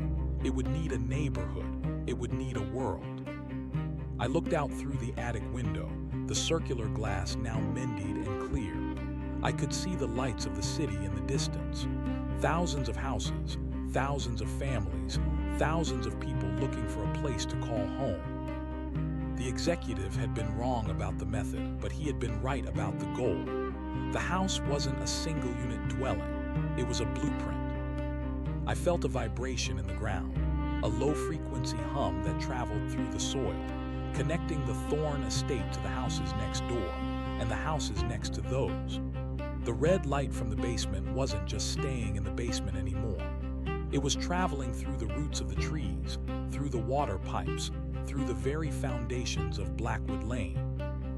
The neighbor's house, a small bungalow with a well-manicured lawn, suddenly groaned. A shingle fell from its roof. A crack appeared in its basement wall. In the dark, a small patch of red paint began to appear on the bungalow's cellar door. The infection was spreading. The Thorne house wasn't just a predator, it was a parent. It was birthing a new kind of suburbia, a place where every home was a mouth and every street was a throat. I sat on the bottom step of the staircase and picked up my pen. My fingers were stiff, more like twigs than flesh, but the ink flowed smoothly. I began to write the new laws of the neighborhood. I began to write the history of the world that was coming, a world where there were no more for sale signs because no one ever left. A world where every door was red. In the silence of the house, I heard a sound. It wasn't a bicycle bell or a furnace hum. It was a soft, rhythmic tapping. It was coming from the front door. I didn't move. I didn't need to. I knew who it was. It was the next one, the next dreamer, the next victim, the next brick in the wall. The house leaned forward, its shadows stretching across the lawn like fingers, reaching out to welcome the visitor. The air grew warm with the scent of cedar and old roses.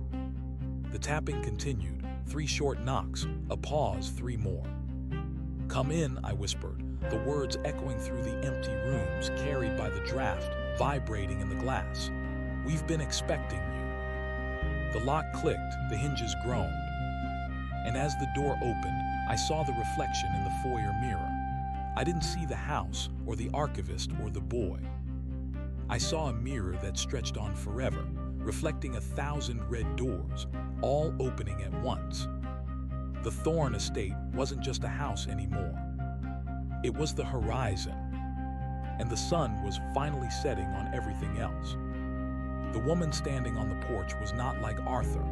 She didn't carry the heavy, slumped shoulders of a man looking for a place to hide. She stood straight, her silhouette sharp against the silver veil of the rain, clutching a leather briefcase to her chest like a shield. Her name was Alina, and she was a woman of contracts, of digital forensics, and of a relentless, itching curiosity that had led her away from the glowing screens of the city and toward the dark, silent heart of Blackwood Lane. She didn't wait for the door to swing fully open. She stepped into the foyer with a brisk, clinical efficiency, her heels clicking against the oak with the rhythm of a metronome. She didn't marvel at the crown molding or the vintage scent of the air. She pulled a flashlight from her pocket, the beam a cold, piercing white that sliced through the house's carefully cultivated shadows. "I know you're in here," she said, her voice echoing off the high ceiling.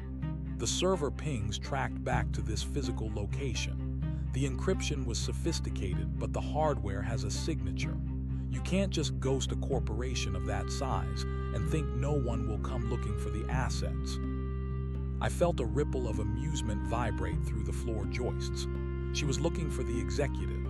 She was looking for the data, the proprietary code, the assets that had been swallowed and digested by the wood and stone.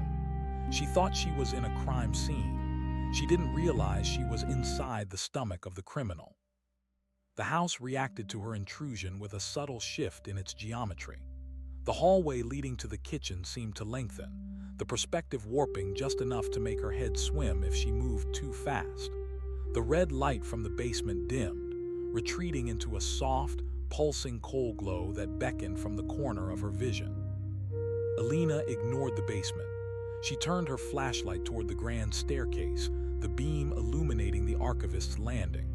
For a split second, the light passed right through me. I felt the photon sting of it, a cold needle prick against my metaphysical skin. She frowned, squinting at the spot where I sat, but all she saw was a trick of the light on the polished banister.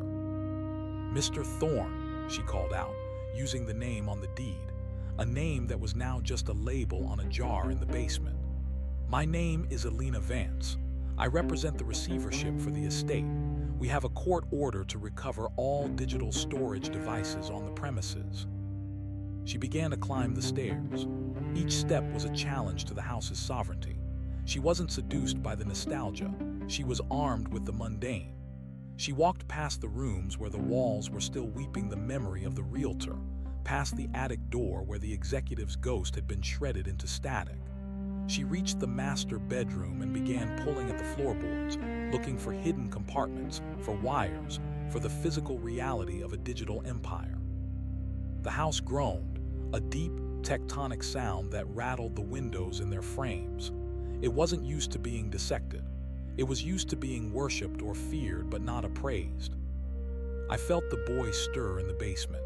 He didn't like the cold white light. He didn't like the way she spoke of assets and receivership. To the house, there was only one asset, the soul, and there was only one receiver, the red door. The shadows began to thicken around Alina. They didn't just pool in the corners. They began to grow, stretching out like oily limbs. The wallpaper roses turned their heads toward her, their thorny stems twitching under the paper. The air in the bedroom grew heavy, the scent of cedar replaced by the ozone stink of a looming electrical storm. Alina stopped. She sensed it then, the shift from a house that was merely old to a house that was hungry. She gripped her flashlight tighter, her knuckles white. "Is there someone else here?" she whispered.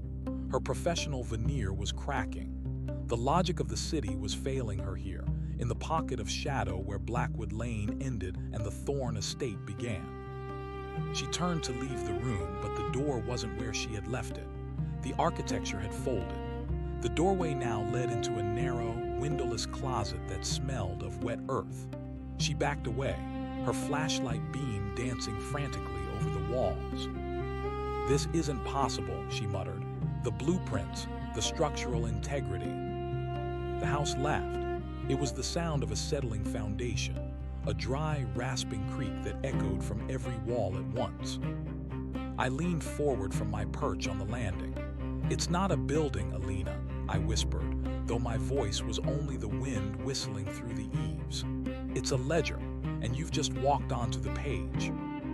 She spun around, her flashlight catching the mirror on the vanity. For a moment she saw herself, but she also saw what was behind her. She saw Arthur sitting on the floor of the basement, his eyes vacant and glowing with a soft red light. She saw the boy, his hand resting on Arthur's shoulder, and she saw the red door standing wide, waiting for the next entry.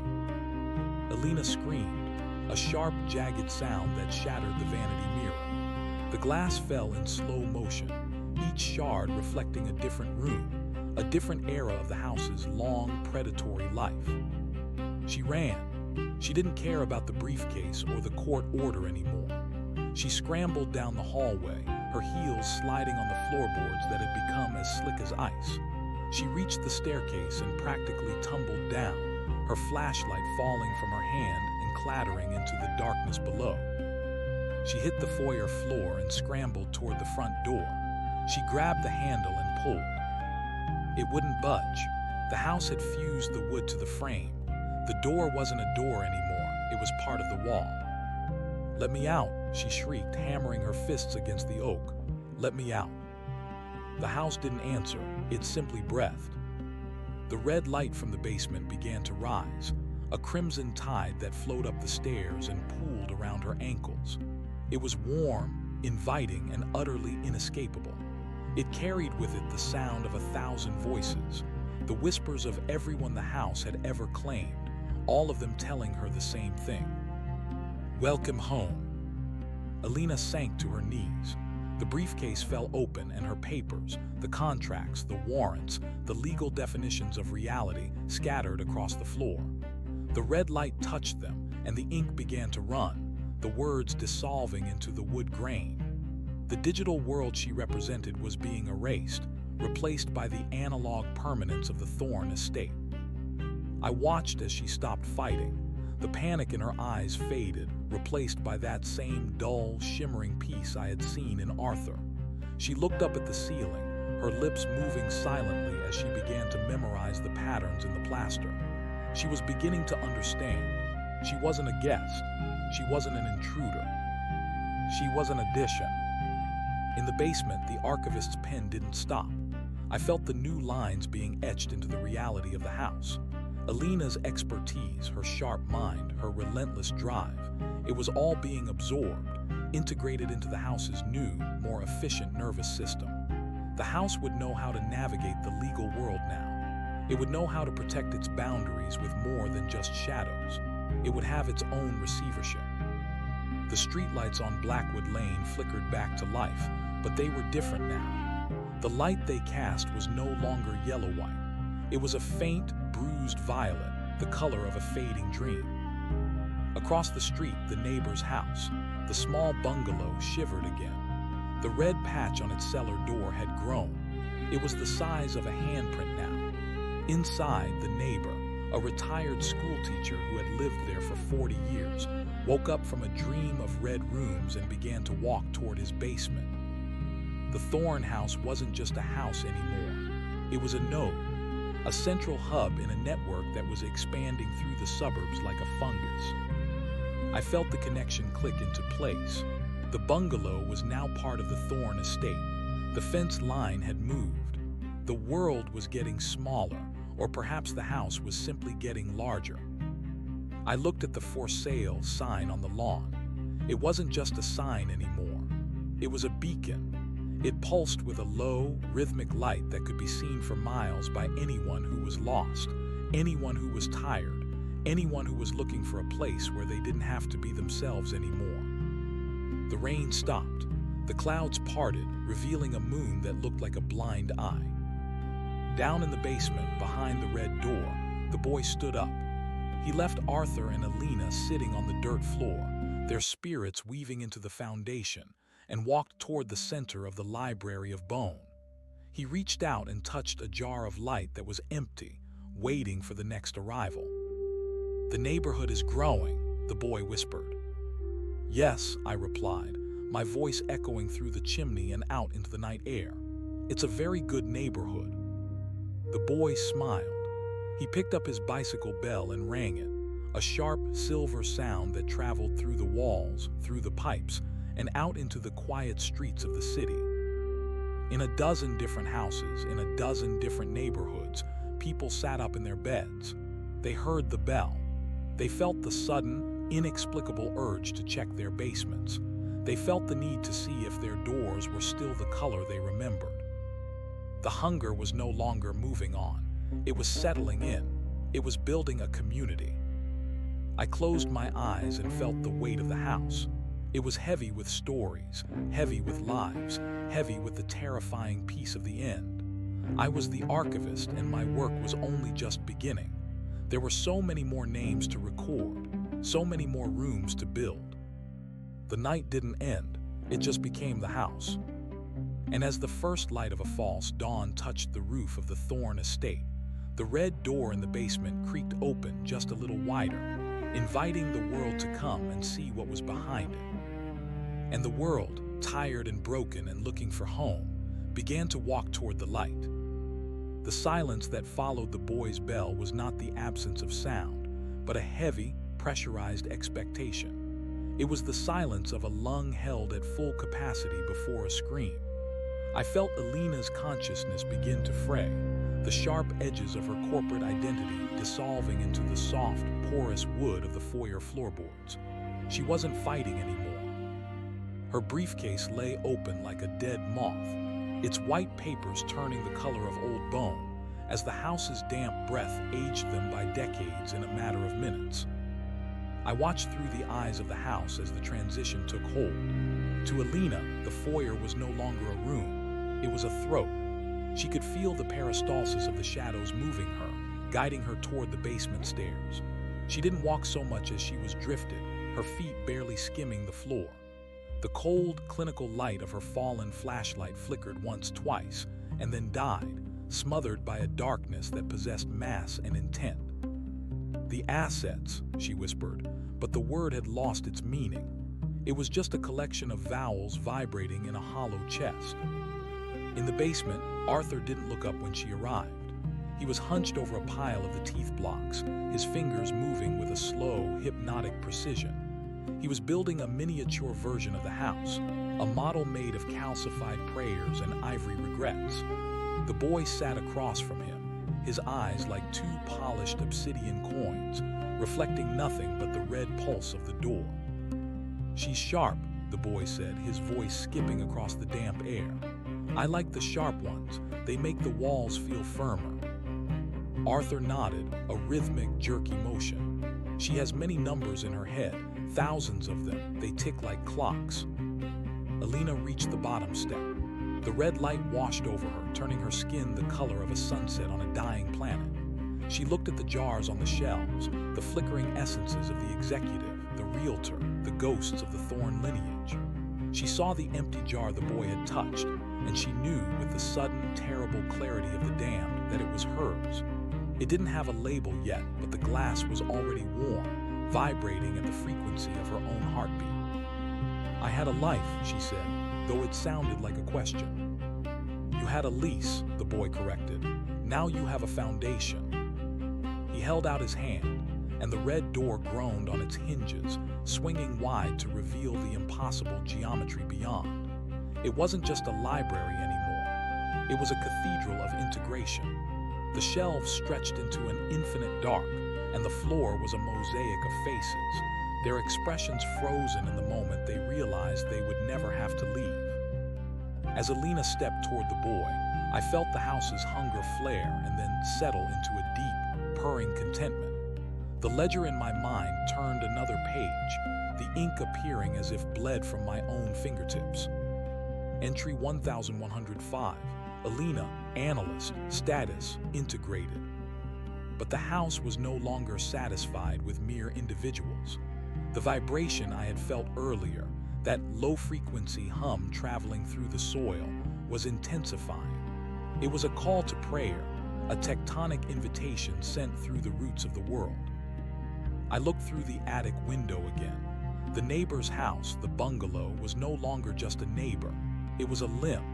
I could feel the electricity running through its copper wiring as if it were my own nervous system. I felt the retired schoolteacher, Mr. Henderson, standing in his kitchen. He was holding a glass of water, but he wasn't drinking. He was staring at his cellar door. He had painted that door white 40 years ago. He had touched it up every spring.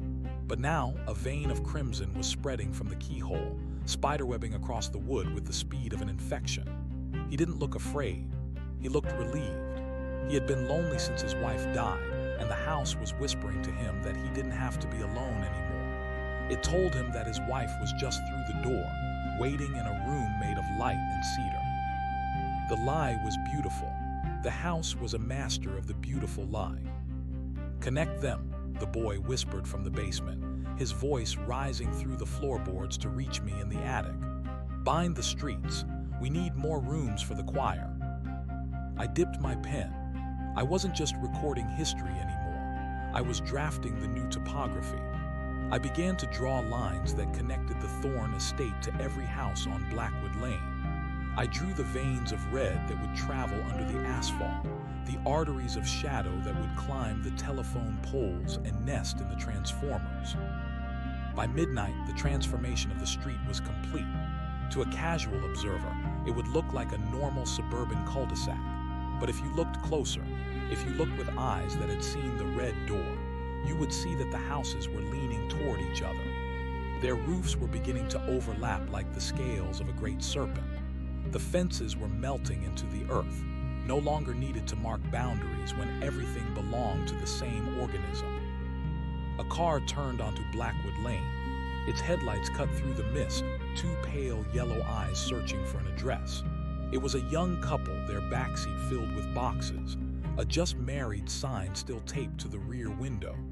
They had seen the ad online, the one the house had written itself, using the executive's marketing algorithms and the realtor's honeyed prose. The Thorne estate, a place to grow together, forever.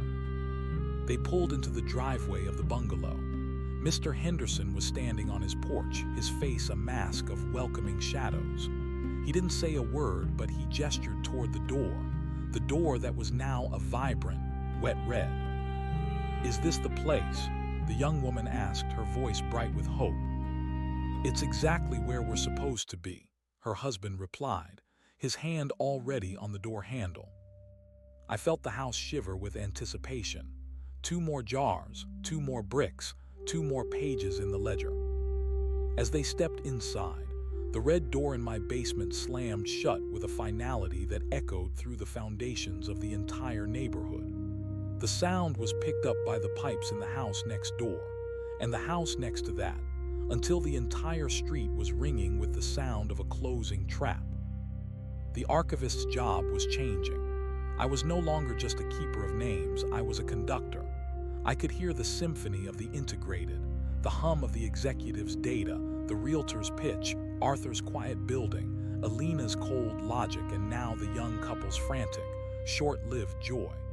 It was a chorus of the consumed, and it was the most beautiful thing I had ever heard. I looked at my hands. They were almost entirely wood now, the skin replaced by a fine, dark grain. My eyes were knot holes, my breath the draft that rattled the panes. I wasn't just the archivist anymore. I was the memory of the Thorn estate, and the estate was the future of the world. The city lights in the distance seemed smaller now, dimmer. They were flickering, one by one, as the red vine reached them. The infrastructure of the modern world was being repurposed. The internet was becoming a web of ghosts. The power grid was a system for distributing the house's hunger. Will it ever stop? I asked the house. The answer came not in words, but in a sensation. It was the feeling of a root hitting a deep, underground spring. It was the feeling of a predator realizing that the entire world was its cage. Why would it stop? The house breathed. The tour is only just beginning. I turned back to my desk. The ledger was nearly full, but the house simply grew more pages. It grew more rooms. It grew more red doors. I picked up the pen and began to write the entry for the couple in the bungalow. My script was elegant, flowing, and immutable. Entry 1106, Sarah, occupant, status, pending. Entry 1107, David, occupant, status, pending. Outside, the for sale sign on the thorn lawn began to change. The white paint peeled away, revealing a surface as red as a fresh wound. The text didn't say for sale anymore. It didn't say sold. It said *home. And in the basement, the boy began to play a new game. He wasn't building with teeth anymore. He was building with jars of light, stacking them one on top of the other, creating a tower that reached toward the ceiling. Every time he added a jar, the red light in the room grew brighter, casting long, distorted shadows that danced against the bone-white shelves. "Look, Arthur," the boy said, pointing toward the ceiling. "The stars are coming inside." Arthur looked up, his eyes reflecting the strobing blue of the executive and the lavender of the old couple. "They're very bright," he whispered. "Do they hurt?" "Only until you stop being you," the boy said. "Then they just glow." The house settled. A shingle on the roof adjusted itself like a bird preening its feathers. A floorboard in the hallway popped, a sound like a knuckle cracking. The Thorn estate was no longer a house. It was a horizon. And as the red sun of its influence rose over the suburbs, the world began to dream a single, collective dream. A dream of hallways that never ended, of basements that held the secrets of the stars, and of a door, a beautiful, terrible red door that was finally, mercifully open for everyone. I sat on my step and waited. The next knock would come soon. It always did. The world was full of people looking for a place to belong, and the Thorn estate was nothing if not welcoming. The rain began again, but it wasn't water. It was a fine red mist that smelled of cedar and old roses. It washed over Blackwood Lane, blurring the lines between the houses until they were all one single, sprawling mansion, a labyrinth of a million rooms, all waiting to be filled. I smiled, a slow wooden movement of my jaw. "Come in," I whispered to the empty air. "We've been expecting you." And somewhere, miles away, a man in a high-rise apartment looked at his closet door and wondered why he had never noticed that the wood grain looked like a face. He wondered why the handle felt so warm. He wondered if, just for a moment, he could hear the sound of a bicycle bell ringing in the distance. He reached for the knob. The archivist's pen moved. The ink was fresh. The page was waiting. The red door was always open. The tour never ended. And the house, the beautiful, hungry house, was finally truly whole. The young couple in the driveway of the bungalow did not see the way the shadows of the Thorn estate reached out like elongated fingers across the asphalt, stitching the two properties together. To Sarah and David, the air simply felt heavy with the scent of rain and old wood, a smell they associated with the character the real estate listing had promised. They stood on the porch of the smaller house, their shadows merging with the darkness of the eaves. When David turned the key, the sound didn't just click. It resonated deep in the earth, a subterranean thrum that vibrated the jars on the archivist's shelves 3 houses away. Inside the Thorn house, Alina was no longer a person who understood the concept of a key or a lease. She was a texture. She sat on the dirt floor of the basement, her back against the cool stone of the foundation. Her mind, once a sharp instrument of litigation and logic, was now a soft sponge absorbing the house's history. She could feel the way the copper pipes pulsed with the realtor's frantic energy. She could hear the executive's digital ghost whispering stock prices into the insulation of the attic. The efficiency, Alina murmured, her voice a dry rasp. It's integrated. The boy looked at her and nodded. He was holding a small, silver compass he had found in the pocket of a coat that had hung in the mudroom since 1924. The needle didn't point north. It pointed toward the red door. Everything is a circle here, the boy explained. If you walk long enough in any direction, you just end up deeper inside. There isn't an outside anymore, Alina. There's just the parts of the house that haven't been built yet. In the attic, my wooden fingers flew across the parchment. I was no longer writing in English, or any language recognized by the world beyond Blackwood Lane. The script was a series of interconnected veins and knots, a topographical map of a consciousness that was expanding like a gas. I felt the young couple move through the bungalow. I felt them touch the walls. Every fingerprint they left was a seal, a signature on a contract they hadn't read. I watched through the chimney eyes as the neighborhood transformed. The streetlights were no longer electrical. They were glowing with the same bioluminescent hum as the jars in the basement. The pavement of the cul-de-sac began to soften, the asphalt turning into something organic, something that felt like leather. The trees didn't lose their leaves.